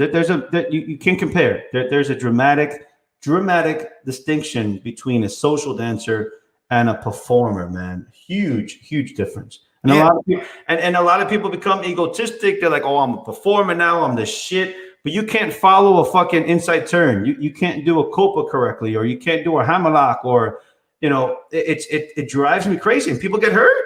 I hear about it all the time. It's true, especially with females, or it can be males as well. Mhm. But I mean, I'll tell you this. For one thing, I say the place that helped me hone my skills, it was not on the stage. And the social that I can tell you that made me one of the really complete dancers, I could say, was Cache. Club Cache, and we're talking about when you have to walk down the stairs, see the bodyguard, get your coat checked. Oh yeah, we talking about when the booth of the DJ booth was in the back, when you had the dingy changing room. Yeah, that was a shady place, but that was the shit, man. Word. That you was were gonna go to a strip show, or you were gonna go dancing somewhere, man. You had no idea. And also, let's rewind a little bit. Mhm. Dance Manhattan on 19th Street, Jimmy Anton Social. Yes, Man, the minute you walked up in that piece, you made a first right. That was it. You had all of the dancers right there, and you had all these cats videotaping and watching. It was just the cream of the crop was there. I remember I learned a lot there, man. That was and Wild Palms in the Bronx. Man, it's just good times. I definitely, and at least Patricia has a question. She asks us, how do you bring back the authenticity? Wow. You want to learn from a legit instructor who's paid their dues, who's invested their time, who has knowledge and history about the arts and the crafts and the musicians and the dancers. You have to. A lot of these cats that, you got students teaching students, and that's saturating the art now, and it's unfortunate. A lot of these so-called, you want to call them instructors, can't tell you the history about the music, the origins of the instruments, or what's a wawanko, what's a song, what's a dance song, what's a montuno, what's a rumba, what's a cha-cha, and what's a huaracha, and it's unfortunate, and I'll give you an example. Thank you for asking the question, Patricia. But I'm not going to walk up into a martial arts school and tell them, look, I want to start off as a black belt because I know how to fight. They're going to kick my ass and take my money at the same time, right? So why don't people do that with martial arts? Why don't people do that with universities? It just doesn't happen. You have to pay your dues. You have to go in the level and in the order you're expected to go in. But for some reason, the world of salsa dancing loses its respect. I take 3 months of dancing, I could teach now. I can now open up shop and I could become an instructor. So I can tell everybody, if you're currently a student or you want to become a student, do your homework, do your research on that person you want to learn from. Have they traveled the world multiple times? Do they have any formal training with Eddie Torres or anybody else? Do they have their own academy? Word, hands down, definitely inspired, man. Thank you, my brother. Thank you, Ray. I appreciate it, man. I have my timing musicality workshops once a month at my studio in Jersey. I guess we could talk about that later, Diamond. But my thing is, you're not gonna, like, for example, we live in a world now where everything is rated and everything is reviewed. Yep. So why don't we do that about salsa dancers or bachata instructors? Why? Absolutely. You get it, right? Yeah. Like, before you step into a restaurant, I got to check the reviews. You know what I'm saying? Yeah. So just do your homework. And there's lots of talent out there. I'm not knocking anybody. I'm not mentioning names. But I can respectfully say I've been in this game for a quarter of a century. So I think I deserve the right to speak up because I've seen it. I've witnessed it. I experienced it. And it's happening today. And a lot of these cats are taking money from people without the proper knowledge or skill to be doing what they're doing at that level anyway. So just do your homework. Just pick the right. And look, you have a choice to leave, by the way. Right? There shouldn't be any contracts. And first and foremost, and I'm sure Diamond can vouch with me, take classes with everybody. Yes. Think of it as a big ass, buffet table. You know what I'm saying? When you first go up, what do? You take a little bit of everything. But the second time you go back, you only take what you want. think of that for a really good dance institution, rather it be from merengue, bachata, salsa, mambo, pachanga, whatever you want to learn, any craft, jazz, modern, lyrical, tap, hip hop, whatever it is. Just do your homework, man, and pick the one that's going to work best for you. Absolutely. And at least Ava says here, the quality is not there in the 50 plus shows. The audience gets burnout and stops being supportive. Yeah. And of course, you as an MC would know.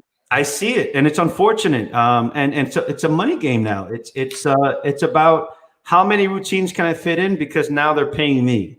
And back in the days, it was the opposite. The Congress owners and directors used to pay the quality performers, but now you have all of these student teams. Then you have your semi-pro teams, and they're all paying to perform. And now it's money to them. It's a money game, unfortunately. But I say to all these directors out there and Congress owners, you should be putting these teams in the afternoon somewhere. Let these cats pay their dues.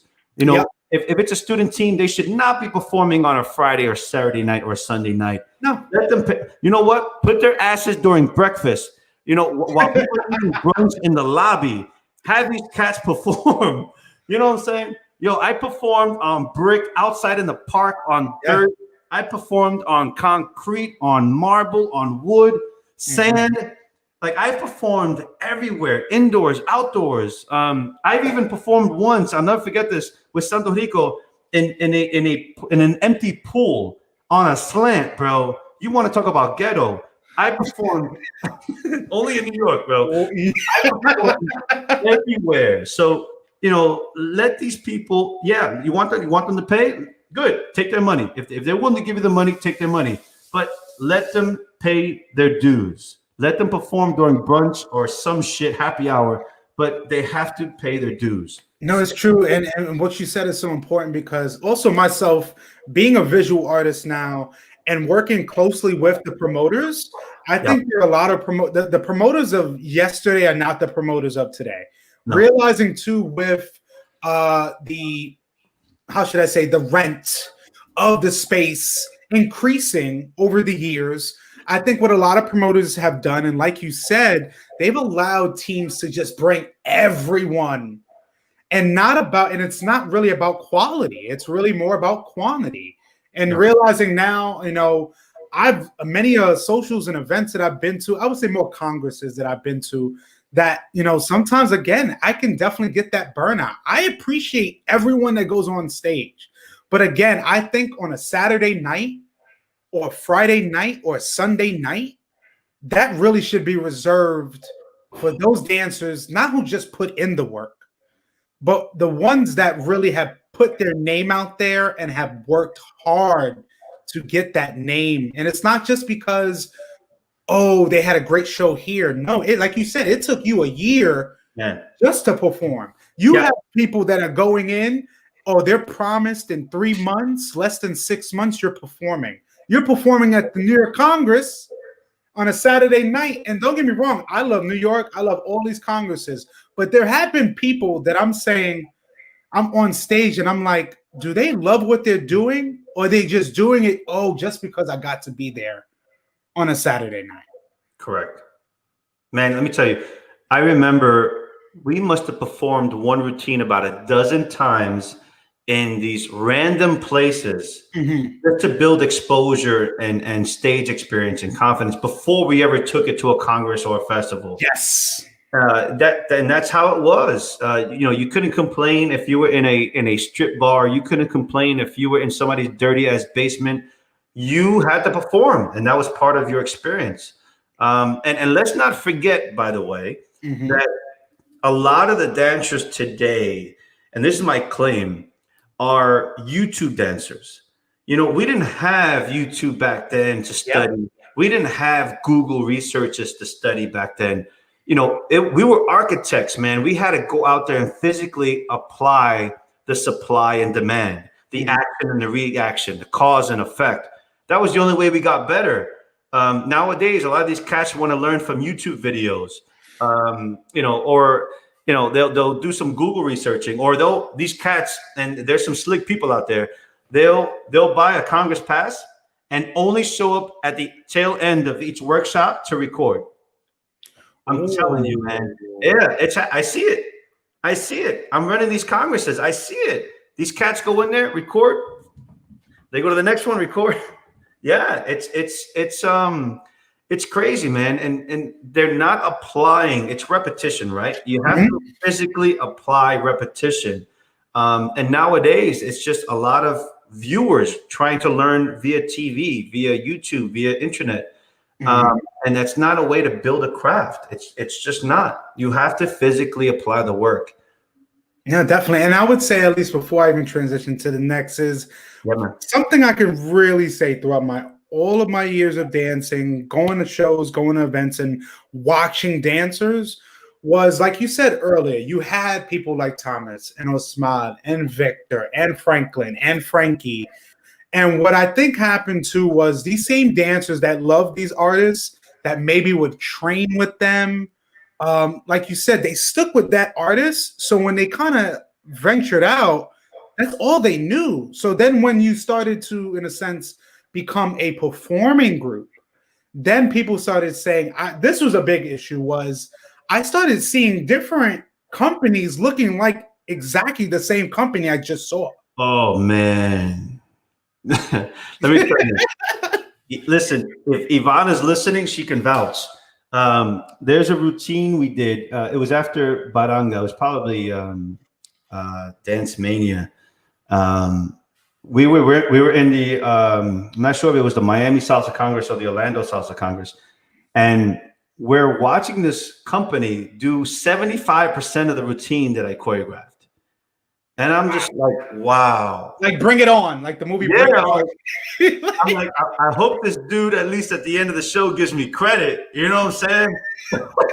Bro, the rose to you. But it happens to so many other great artists. Like, for example, when Frankie came out with Welcome to the Party, yo. That was over. Everybody was doing Welcome to the Party. You had these Chinese cats, looking like Frankie doing Welcome to the Party. You go to London and you had these British cats doing, it was crazy. Everybody had the white jazz shoes, the jean jacket, the boa. It was crazy. There was Frankies everywhere, bro. After Frankie, and of course, a lot of people were doing, somewhat of the Santo Rico routines as well. Yeah.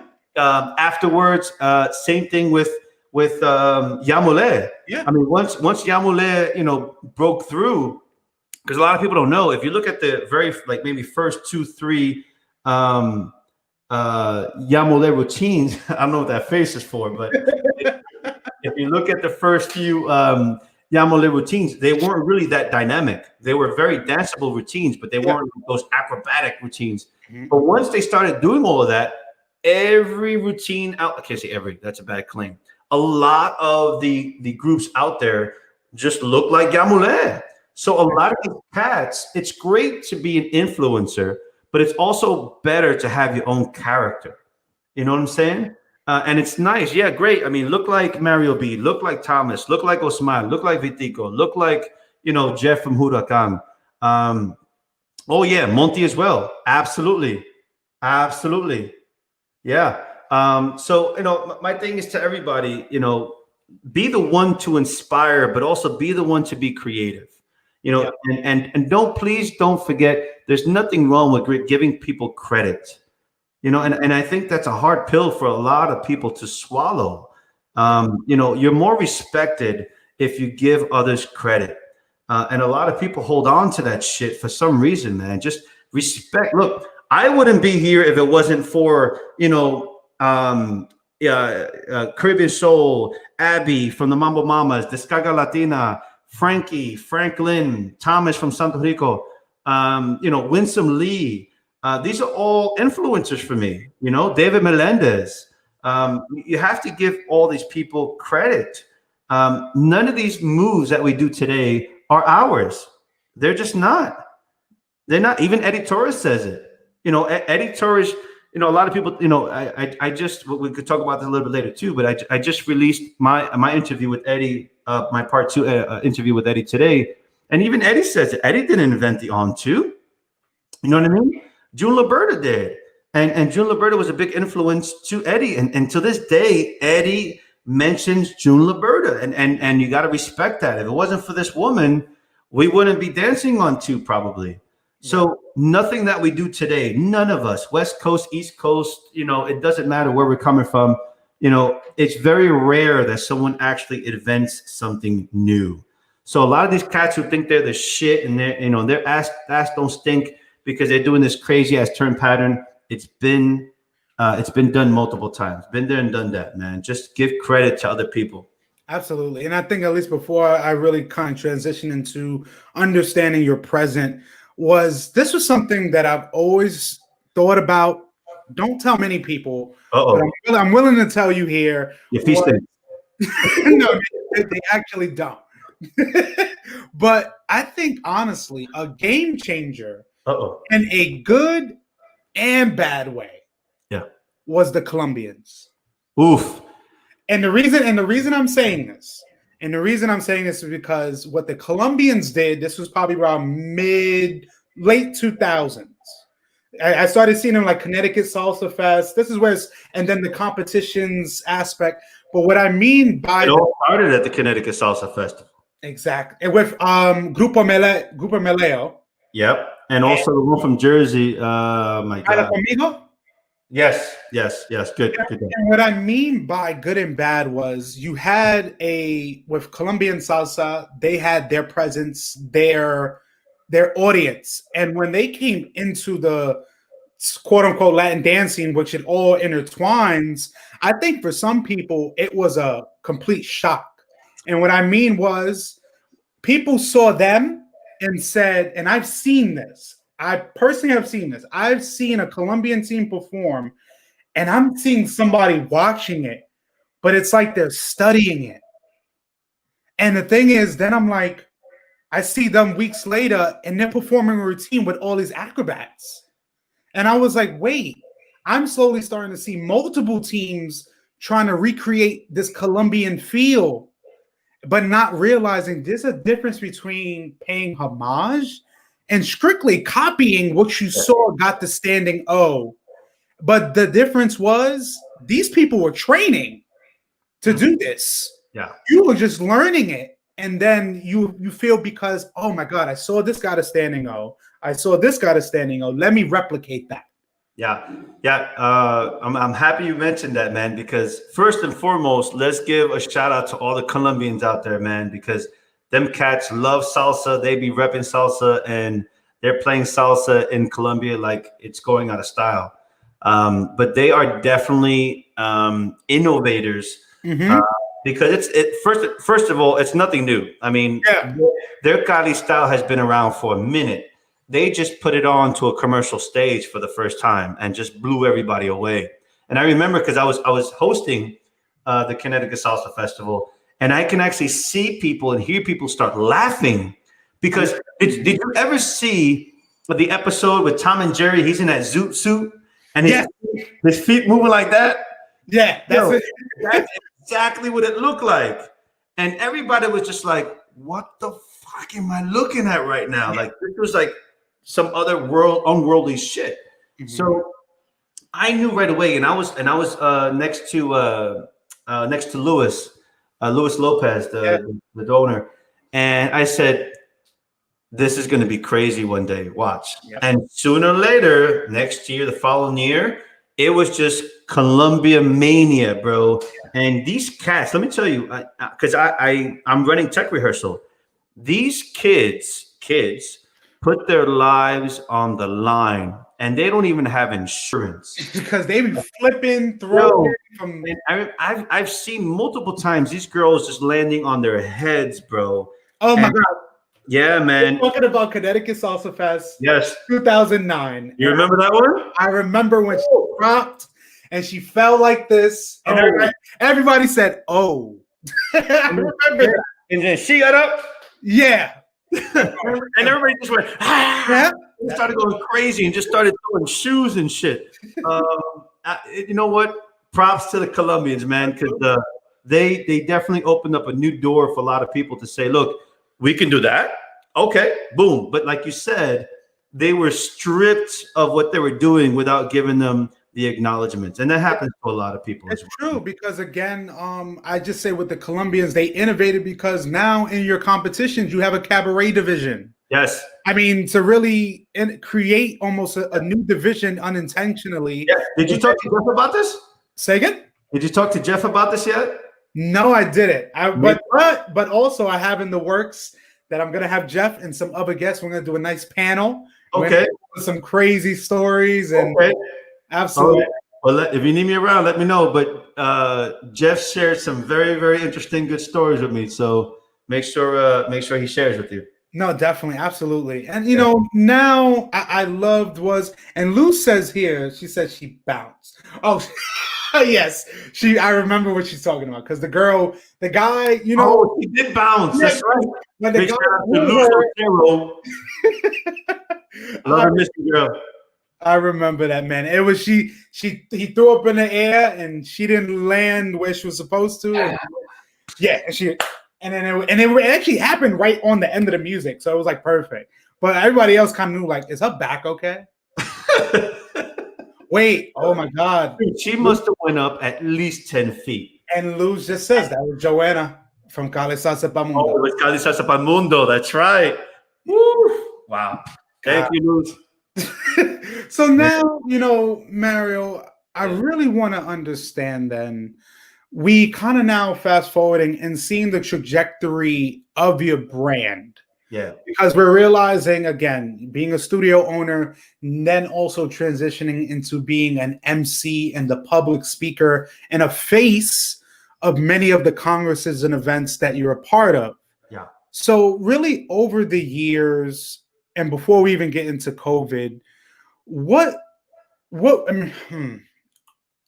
really some of the best? Don't look for words. Don't sugarcoat it. Just say it. No, it's not even. It's not even like kind of aggressive. It's really from all of your times of emceeing. Yeah. What have been, or just being part of events? What are some things that promoters of these events could do to make their events better? I would have to say first, organization. Mm-hmm. Organization and communication is very, very important. And that's most of the complaints I hear, that the event is very unorganized. They don't know what workshops are where. They don't know who's teaching and when. Most of these workshops, I can't say most, some of the workshops don't even have an itinerary lined up. Mm-hmm. Or if they do, it's not accurate. And hospitality, man, hospitality is important. And I say this to a lot of people all the time too. Less is more. Like, some of and I'm not knocking anything here in the States, but some of my most memorable social dancing at a Congress was in Europe. Belgium, and Italy, London, because them cats, they just had this one big ass room and you just danced. That's it. And also there was not 12 workshops going on every hour on the hour. Yeah. They were very selective. They're going to have 4, maybe 6 instructors, for that one day. That's it. And it gave everybody an opportunity to learn from almost everybody. You didn't have to pick from, damn, I want to go to this person, but I want to go that one. I want to do styling, but I want to do shines. I want to do shines, but I want to do partner work. Them cats know how to do it right in Europe, man. If anybody's out there who's ever been to a Congress in Europe, definitely a way different experience here. Here, I think it's more about money. It's more about commercialism. And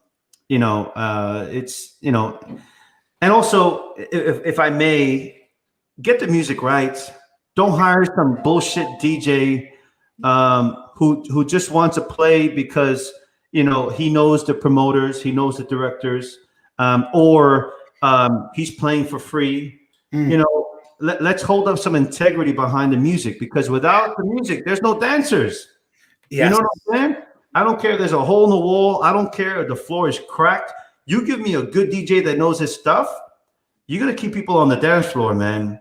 And that's another thing I think the promoters need to work on is, pay the money to get credibility for DJ, man. You know what I'm saying? Sometimes you got to spend money to make money. It's true. So get some good quality DJs. I know. I definitely agree. And a side story before we really get into the present is about maybe 4 or 5 years ago. And actually, Ray knows this story. He was with me when it happened. I'm not going to give too many crazy details, but it was about a DJ. So we know who it is. So I was filming. I was out of state filming, and Ray was with me. Wait, which Ray? Ray Colazzo. Okay. So we're at an event, and he tells me, he's like, "Yo, man, because we had a timeshare, so we were all staying in one house." He told me, he said, "Hey, man, I got this DJ coming. He's coming to DJ tonight. He may be a little aggressive, or he just says things that can just seem weird." And me coming from New York, I'm like, as long as he don't talk no shit, we cool. And I was like, all right, whatever was that. So, and he told me, he's like, the dude's coming the next day. Great. We go out for an errand. We come back the same day. There is a man that comes out of the refrigerator where I just bought food from a supermarket. And and while we're entering the house, we see a guy come from the refrigerator, walk to the living room, eating food with his feet on the table, watching TV, and it's my food. This wasn't even the worst part. And I was like, yo, who the fuck is this? And then he gave me a 5:46 in the morning. But the thing was, it got even funnier because, you know, there was already an awkward introduction. So then I'm like, well, you know, hello, my name's Diamond. He said his name. So then before that, Ray tells me, yo, we're going to the social tonight. And I need you to let, and Ray right now, Ray knows exactly what we're talking about. Ray tells me, he's like, yo, man, just to let you know, I need you to do me a favor.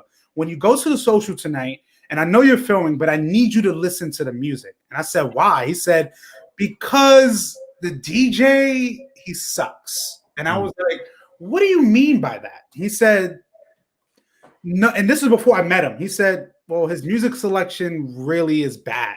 Like his music skips. It kind of throws off the party. So I was like, okay. I meet the guy. The guy literally tells me, he says, yeah, I'm DJing this event tonight. Are you going? I was like, yeah, I'm going.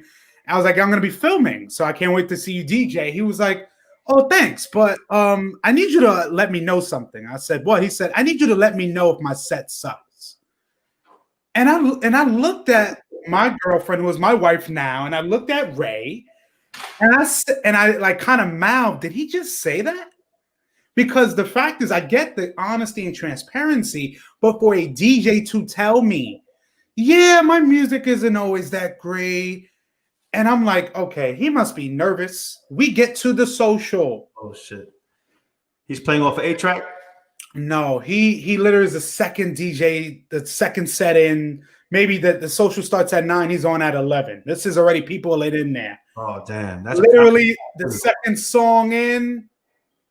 The whole music just stops for like 10 minutes. Oh, and then it comes back on. It turns off again. Is that his issue or is that technical difficulty?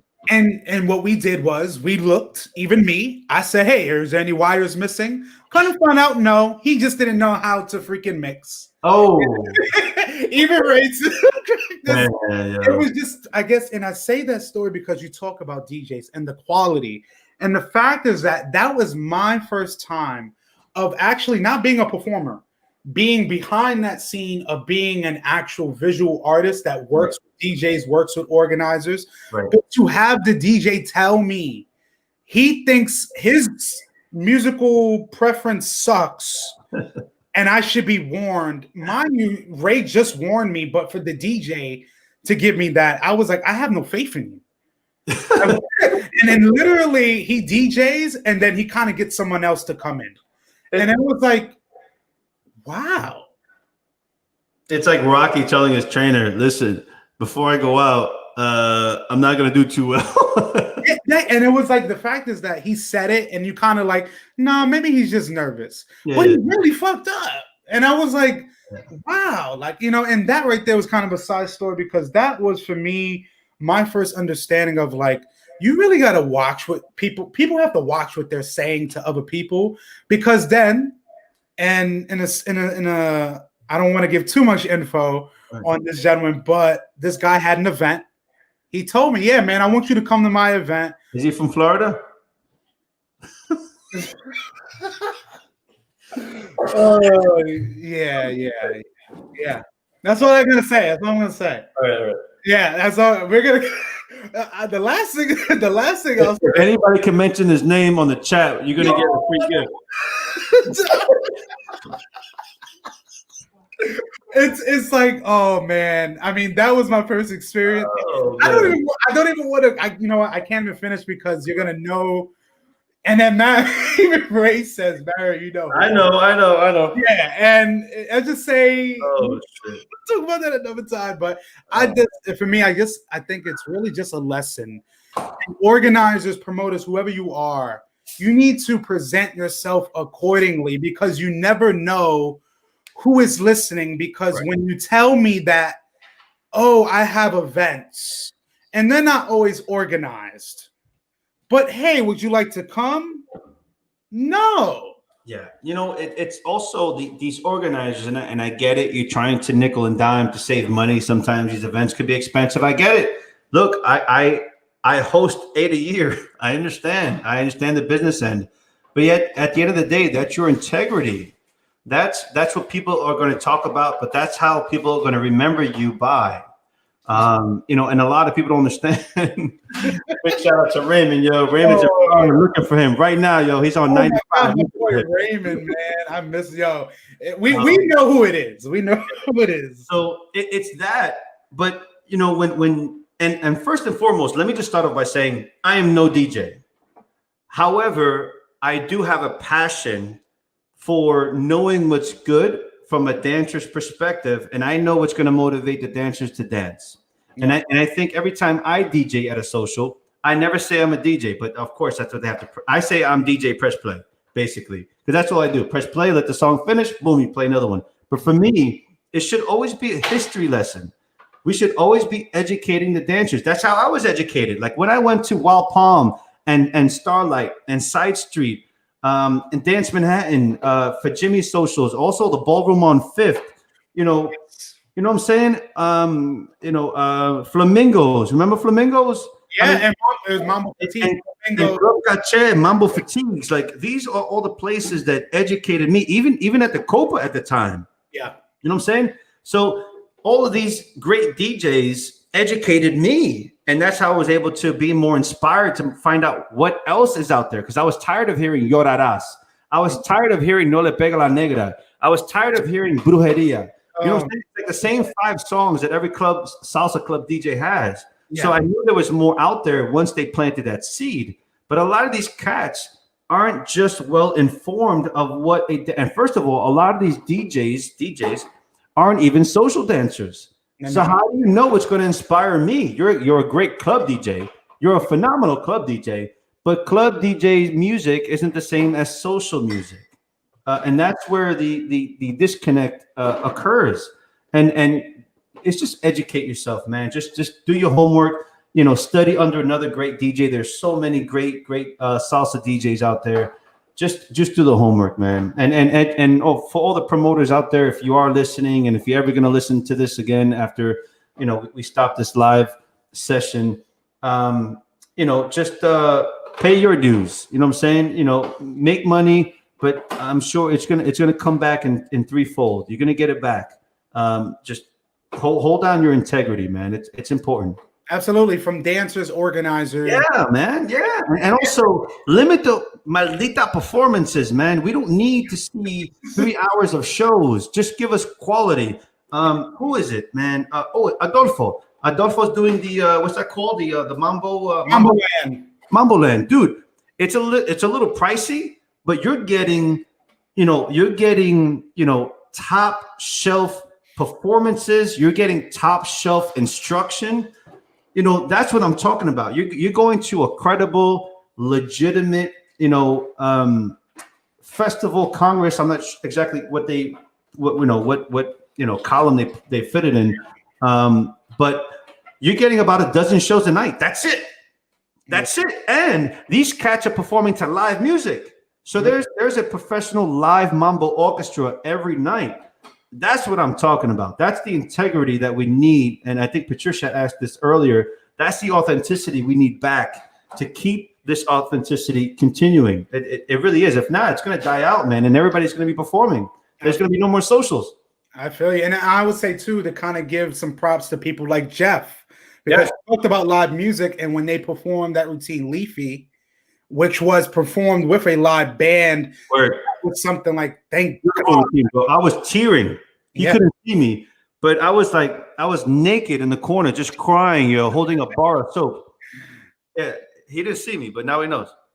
I feel you, man. So we realize now in our present day with COVID, I would say around February, March, that's when it really hit us. But like I've told in many episodes, it hit our dance community a lot harder. Because again, I think with many of us, we realize what we thrive on is connection.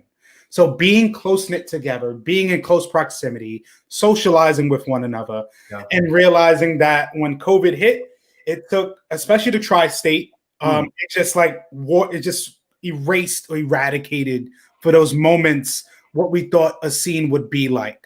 And for me, knowing you for so many years, knowing you also as a studio owner and being in Jersey, I've always wanted to know from your standpoint, how were you able to manage with COVID? Because also we realize there are also many studios that are no longer here. And, there's studio owners that have had studios for years, and with COVID, it's unfortunately have them to close. But seeing you and yourself and still being able to, in a sense, pick up the pieces and keep going, I think is amazing. But how are you able to kind of adapt during these times? Oh, man, thank you for asking. First of all, my heart goes out to everybody out there who lost a friend, who lost a loved one, co-worker, family member. Just, it's hard. I lost some personal friends like Sonny, who I used to know from Santo Rico. Sonny, who's in Santo Rico, was also my aunt's co-worker at Verizon. Wow. Yeah, man. So, again, my heart goes out to anybody and everyone out there who lost someone due to COVID. And it's not a joke, man. It's not a game. And unfortunately for the arts, it hit the arts community really, really bad, where it just put a halt and it just cut off everyone's financial, lifeline. It really did, because we're not essential.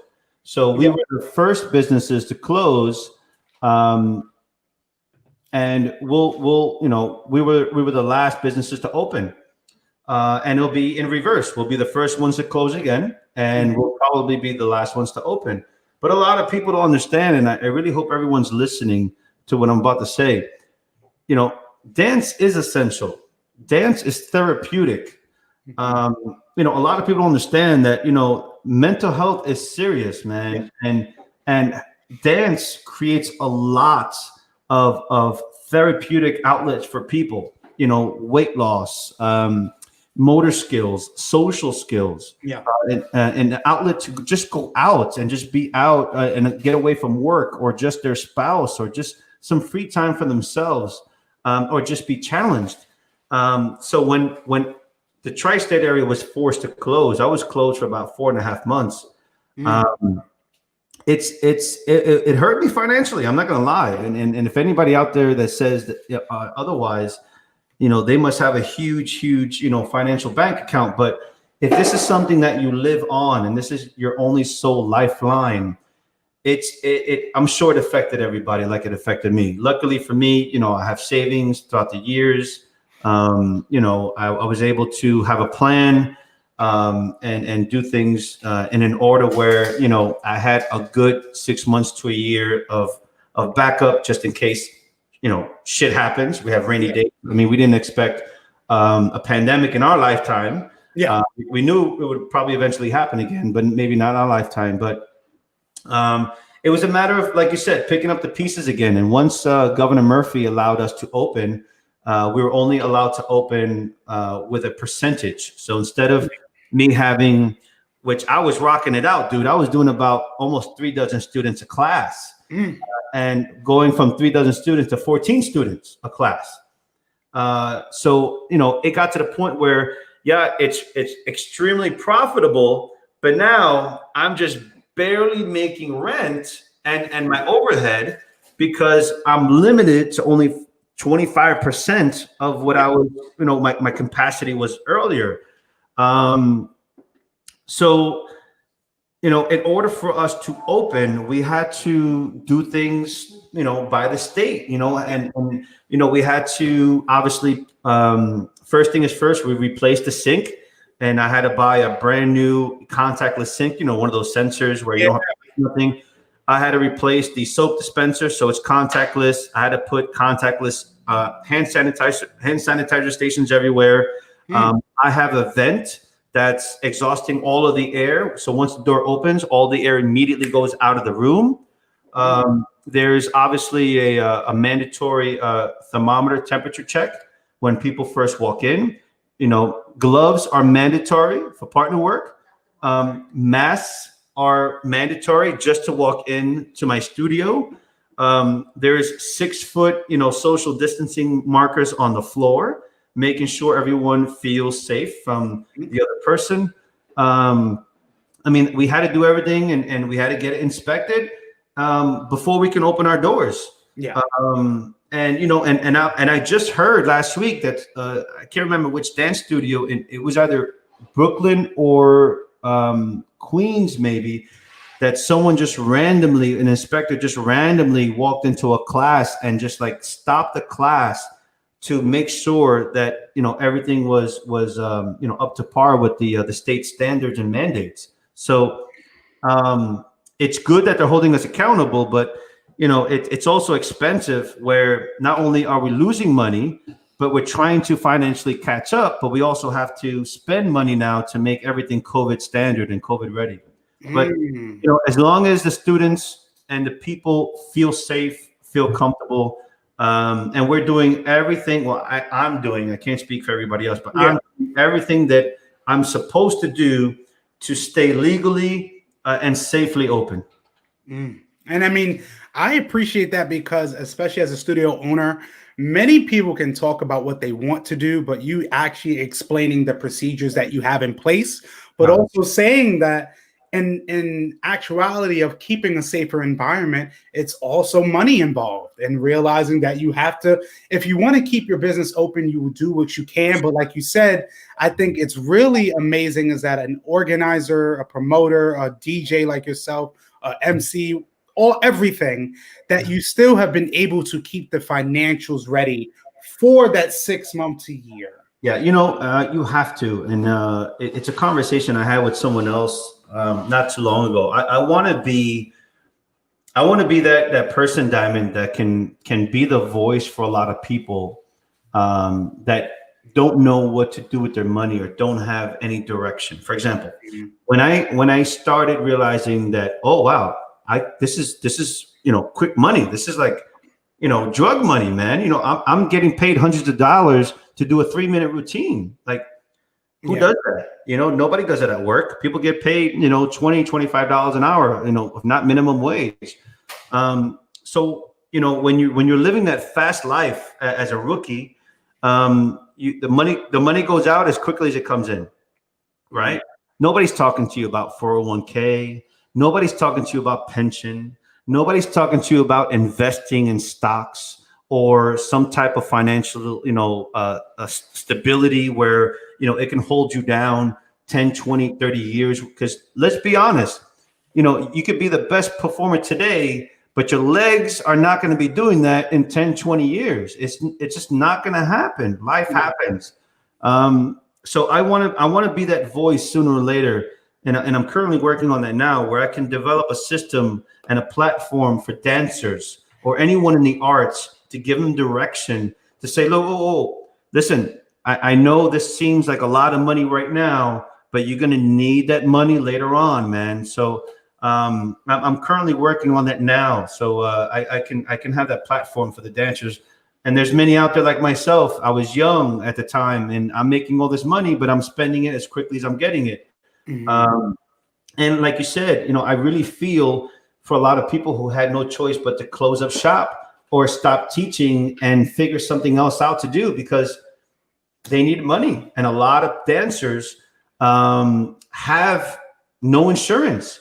They have no stability. They have no pension, no 401k. They don't have nothing. They're just it's like someone at a Fortune 500 company or just working for for Uncle Sam. You're just getting paycheck to paycheck. That's it.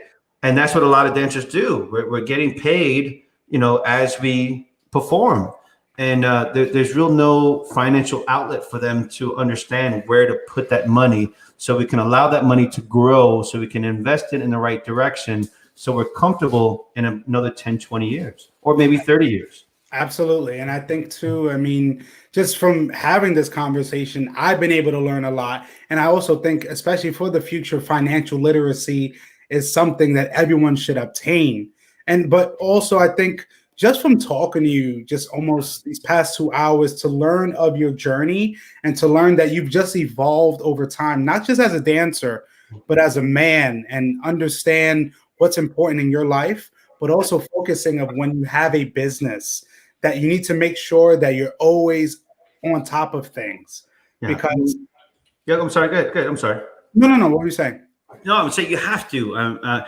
You don't have to necessarily, but if you want to be respected and be respected with dignity and people know that you did it right, you just got to abide by the rules, man. Follow the rules and do what you need to do. And people will follow. People will invest in you. People will listen to you. People will follow you. And I'll be the first one to tell you, when I first started, I was ignorant. I was closed-minded. I thought I was the shit. I was an asshole. I'm not going to sugarcoat it. I'm sure there's things I don't remember that people will talk negatively about something I said or something I did, or maybe I offended someone. So I'm able to own up to my mistakes.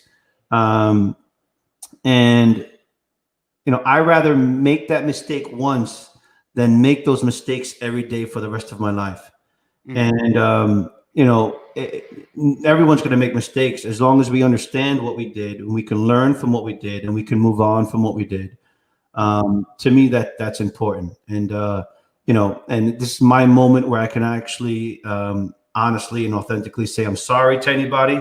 If anybody, during my travels as a dancer, DJ, performer, choreographer, MC, if anybody out there ever felt from my last 25 years I've offended them, insulted them in any way, just know I am deeply sorry. And it's a growing process. It's a learning curve, and I learned from so many people, especially Luis Lopez being one of them. It's you mature and you grow. Yeah. And, I think like we said, the biggest takeaway here is knowing that you can accept what you did, own up to what you did, but being able to move on to educate others so that way they don't follow that same path.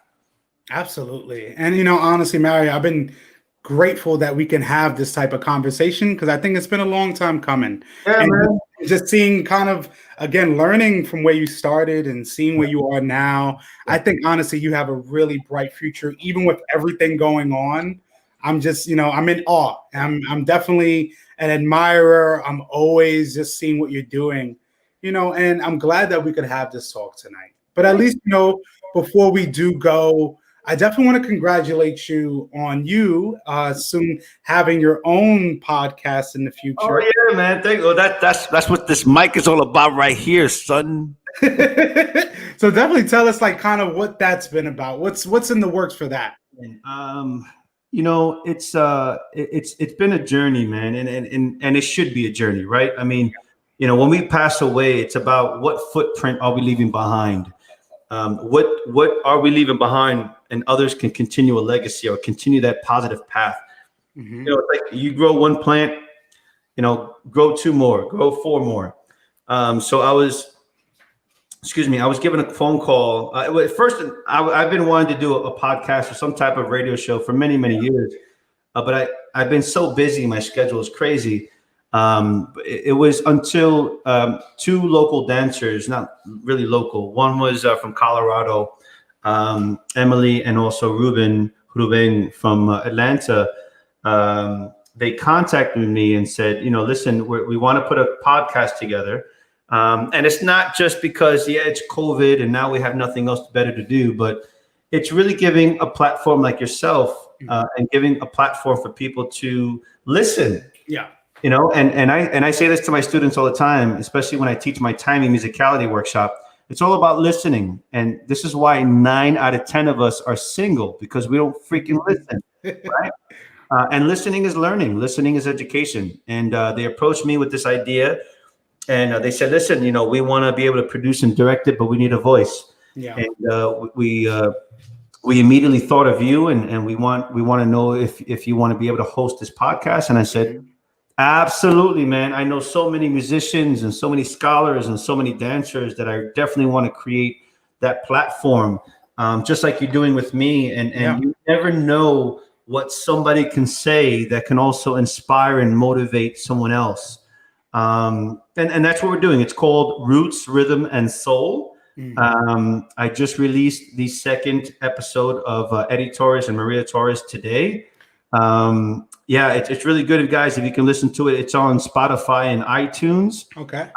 I also just finished last week interviewing Frankie Morales, who was a vocalist for Hector Lavoe and Tito Puente. No, and I want to kind of interrupt you. You actually might not know this. I'm actually related to Frankie and Sita. What? How that? El Conde and everybody there. Like I don't talk about it much, but Frankie and Sita are definitely relatives of mine. I can't wait to see that interview. Well, listen, I'm gonna tell everybody. Frankie was sharing some of the most juiciest, intimate, personal stories that I had never known before. It blew my mind. These crazy, touching, emotional stories about Hector Lavoe, Tito Puente, his struggles in Harlem and growing up. And also it's about oppression and racism as well, because he's dark skinned. It's a very powerful interview. If you guys want to listen to it, I'm going to release it probably another 2 weeks. But that's my new journey now. And also this journey, I have to give, I don't know if David Olarte is still on, but David is a scholar from Arizona State University. And for the last 4 years, they've been flying me over there, and I've been living on campus with the students, teaching and lecturing their dance programs. And, one of the things that David said to me, said, man, you are so overqualified that you should be doing what I'm doing over there. And that kind of planted a seed, because, again, one of my motivations of creating a platform to help be a voice for dancers. I didn't go to college. I didn't go to continue school after high school. I just didn't. I wasn't motivated to continue my education, which I regret. If I have one regret in my life, that is my ultimate regret. So I'm with David's motivation, my wife's motivation, and their inspiration and push. I'm going to school for my education and my master's, and lecturing and teaching as a guest professor at ASU has inspired me to really want to create this platform a lot of people, because I tell you, Diamond, interesting thing, and I know history books are always changing, but not everything, 99% of everything that I've learned from what I've become as a dancer, I learned in the streets. I learned from, dance studios, musicians, artists, choreographers, even when I went to Cuba to train, it's just, you don't learn this in a textbook. You just don't. Yeah. It's not. So my goal is to teach this as a professor at a university here in New Jersey called NJCU, and be able to teach, the journey of those who want to be in the liberal arts and Latin American studies to know what it's going to take to become this dancer or this musician or this artist. Because everything that I've learned, I'm sure a lot of everything else, everyone else learned who joined in today, you don't learn this in textbook. You just don't. So my goal is to eventually, continue this podcast, continue these lectures, but also continue the education to inspire others, to give them a platform by being a professor and taking everything that I've learned from the streets and from the studios and from my travels with musicians and taking it to a university. And I proposed a plan to them, loved the idea. And they said, dude, all you got to do is graduate. You got a job. Man, that's awesome. And I definitely wish you much success on that. And, honestly, Mario, I've been grateful that I can have this time with you to kind of, again, reminisce, understand you on a deeper level, but, just really, again, appreciate all of the contributions that you have laid upon the scene for over 20 plus years. Thank you, man. Thank you. I appreciate you so much. And, at least before we go, I would love if you can give us some last few words and, just contact information on where they can reach you on studio wise, but also through your podcast as well. Yeah, man. So thank you, Diamond, for having me, man. I love you. Thank you for bringing me on and asking. My podcast is called Roots, Rhythm, and Soul. It can be found on Spotify and iTunes. My website for my dance academy is called Salsa Fever On2.com. Again, Salsa Fever On2.com. If anybody wants information, the office number at the dance academy is 201-792-1616. My email for the dance academy is sfon2services@gmail.com. I'm located at 83 Franklin Street in Jersey City, New Jersey, up in the Heights in Jersey City. We're open 5 days a week. Like Diamond said, a lot of people don't even know I can teach or dance because a lot of people see me as an MC, but I teach everything from mambo to salsa to pachanga to cha-cha-cha to bachata. We have 7 levels in the academy. I think Ray asked earlier. Yeah. I have my phenomenal award-winning timing and musicality workshops once a month. They're usually held the first Saturday of every month. It's a 2-hour timing. Oh, thank you, Mike. Mike Bello. Yeah. First of all, shout out to Mike Bello, man. Out there, man. I remember Mike Bello. I got my first conga pendant from the Salsa Congress from Mike Bello. And Mike, thank you for teaching me a lot about timing, man. I love you, my brother. I miss you. I hope you're healthy and I hope you're safe. Guys, look up Mike Bello. Oh, yeah, we're definitely going to have him. Legend. For sure. Legend. But, I teach my timing musicality workshop. Hey, Judy, happy birthday, by the way. I think Judy just turned 21 yesterday. Happy birthday, Judy.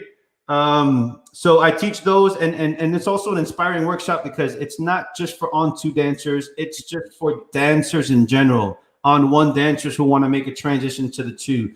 On2 dancers that want to make the transition over to the 1. Yeah. It's about listening to music, understanding the music, so that way we know how to dance to all music. And I play everything, all genres: hip hop, house, freestyle, country, jazz, rock and roll, R&B, everything, just so people can understand the timing. Yeah. What else, man? What else? Yeah, I mean, that's how people could find me. And hopefully I'll be at a university near you someday in a few years. So that's my next. And just, anybody else listening, look, we're in tough times. I know a lot of us are stressed out because of COVID and now these elections. We don't know where we're going with this right now. But to everybody out there, be patient, stay humble, stay grounded. Don't stress. Please don't be so sensitive. Be open-minded and love everyone. But you have to love yourself first. Less is more and life is short, man. So, and laugh. You need to laugh more, man. Absolutely, man. And, Mario, I just think for me, knowing you almost half my life in a sense. How old are you now, bro? I turned 30 in Oh December. my God. So I've known you since maybe 2001 or 2. So that was like 11 or 12. oh my God. So, I mean, for me now, kind of full circle, a person that I admired from the stage and now having the opportunity to have you on my platform, it means the world. And, I've learned so much from you. Even when we see each other at events, it's always love. And again, you are one of the figures that, like you said, long after we're gone, this here is documentation of how much you've been able to do. And like I've told many guests, this is our first interview, but I know this will be a start of more interviews to come, just like you have your part 1 and part 2s with Eddie and Maria Torres. So, honestly, I've been just thankful to have you on tonight on this Friday night. Again, I hope you out there in Jersey are staying safe. The studio is doing well. And, again, I hope definitely in the future we can all come back together, and just tear up the dance floor. We will, man. We just have to be patient. Like, for example, if are we stressed for time, or can I share something real quick? Yeah, you can actually share something right before. Yeah. Now, I'm sure everybody here in the East Coast knows all of the sacrifices we have made, because a lot of people sacrificed their lives because of COVID. Yeah. And we've done so much. We were on lockdown, man. Restaurants and bars closed. Dance studios closed.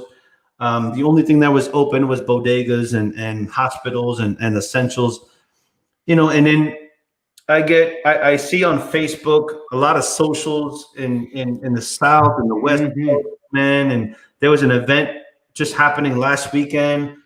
That's all great and everything. And it's nice to actually see people go out and social dance and have fun again. But life is more important right now. Yeah. And people need to chill, man, and understand a lot of us sacrificed, and if you're not living here in the New York, New Jersey area, Connecticut area, to see how many people died and everything that we had to do to get back to somewhat of normalcy, you just won't understand. And I'm just begging everybody, man, until we find somewhat of a cure, somewhat of a vaccine, and somewhat of a positive direction with this, don't risk your life doing an event. Don't risk other lives by going to an event. I'm not going to say it's inappropriate or it's what are these words I'm looking for? Just be more responsible, man. That's all. We're adults. Great. Props to you for having a good event during COVID. I hope you're happy you're in the record books for having the only successful event during a COVID when 250,000 Americans died. To me, that's not an accomplishment. So please, to everybody out there, and I know people are going to go out clubbing and stuff. Yeah. Don't risk it, man. Don't risk it. I tell you this, to be honest, even like Mike Bayo says, be safe. Yeah, man. I agree, because again, on this platform, I've had the ability to talk to artists, also confront other artists about their responsibility to our community. Because again, I've talked to people from Florida, from Phoenix, from LA, from New York. I've confronted those, especially New York, about creating bachata events, salsa events, may have you, about doing it unsafe, because we understand too, as restrictions ease, you're able to allow people in. But also you have to respect those like yourself that had to take those precautions of the contactless hand sanitizers, the sinks, everything that entails for businesses to reopen safely. Right. It's unfortunate that we do have people who are misguided and misinformed, but also don't see the bigger picture. Yeah. So I know for a fact this interview here, or more than likely really this discussion here, is going to allow others to understand from people who care about the community that it's not about you doing an event, but it's at what cost. Correct. So, and there's a major difference between like myself holding down 14 students where I can monitor them and make sure that I'm holding everyone accountable just as much as they would hold me accountable to keep them safe.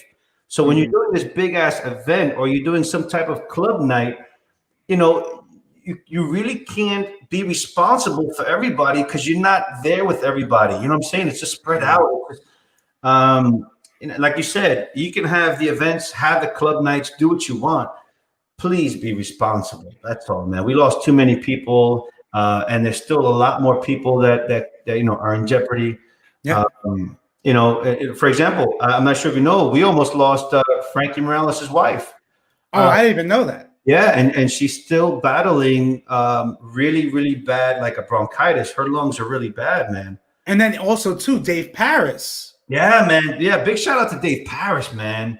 Yeah, when I read the story, I was like shocked. Here's this guy who's I always looked up to Dave. A very well built guy. Very responsible guy, professional, and here he is. That he's battling, man. So just be responsible. That's all, man. This is not a game, man. This is not a game. Just be responsible. Absolutely. And, honestly, Mario, again, I really thank you so much just for taking the time out of your life just to have this type of talk. Hey, man, I wouldn't miss this for the world, even though I'm number 100 and what? No, you're actually, I think, number 55. So, yeah, man, I think so right now. But, I definitely can't wait again to have you on. And I would love, especially when we have you on, I definitely want to do a panel.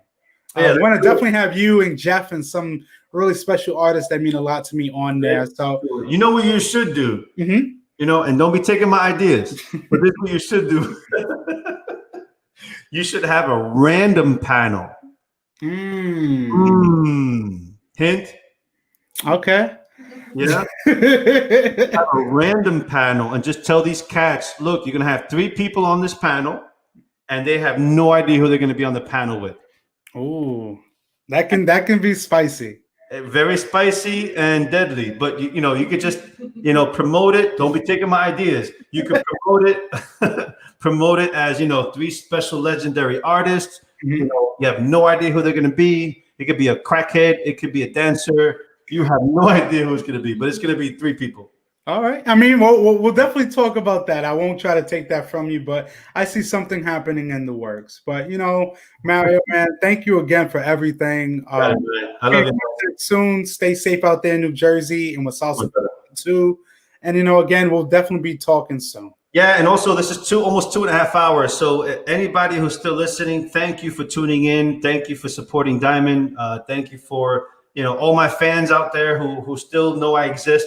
All my senior citizen fans, thank you so much. I love everybody. And, again, just like Diamond said, thank you for your support. Please tag, please share. The word needs to go out. It doesn't matter who's on this podcast. You never know who we can inspire. Oh, man, John. Oh, man. Are you serious?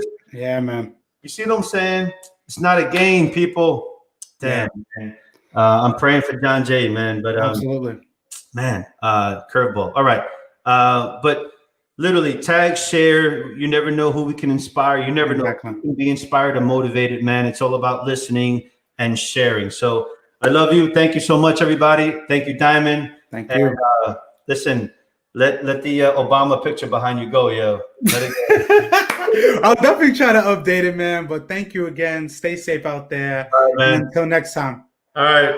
I love my Salsa Fever On2 people, by the way. Big shout out. If I didn't give them a shout out, that would kill me. My entire Salsa Fever On2 family, past, present, and hopefully the near future. Thank you for your support. Thank you for keeping me in business. Thank you for bringing me back in business.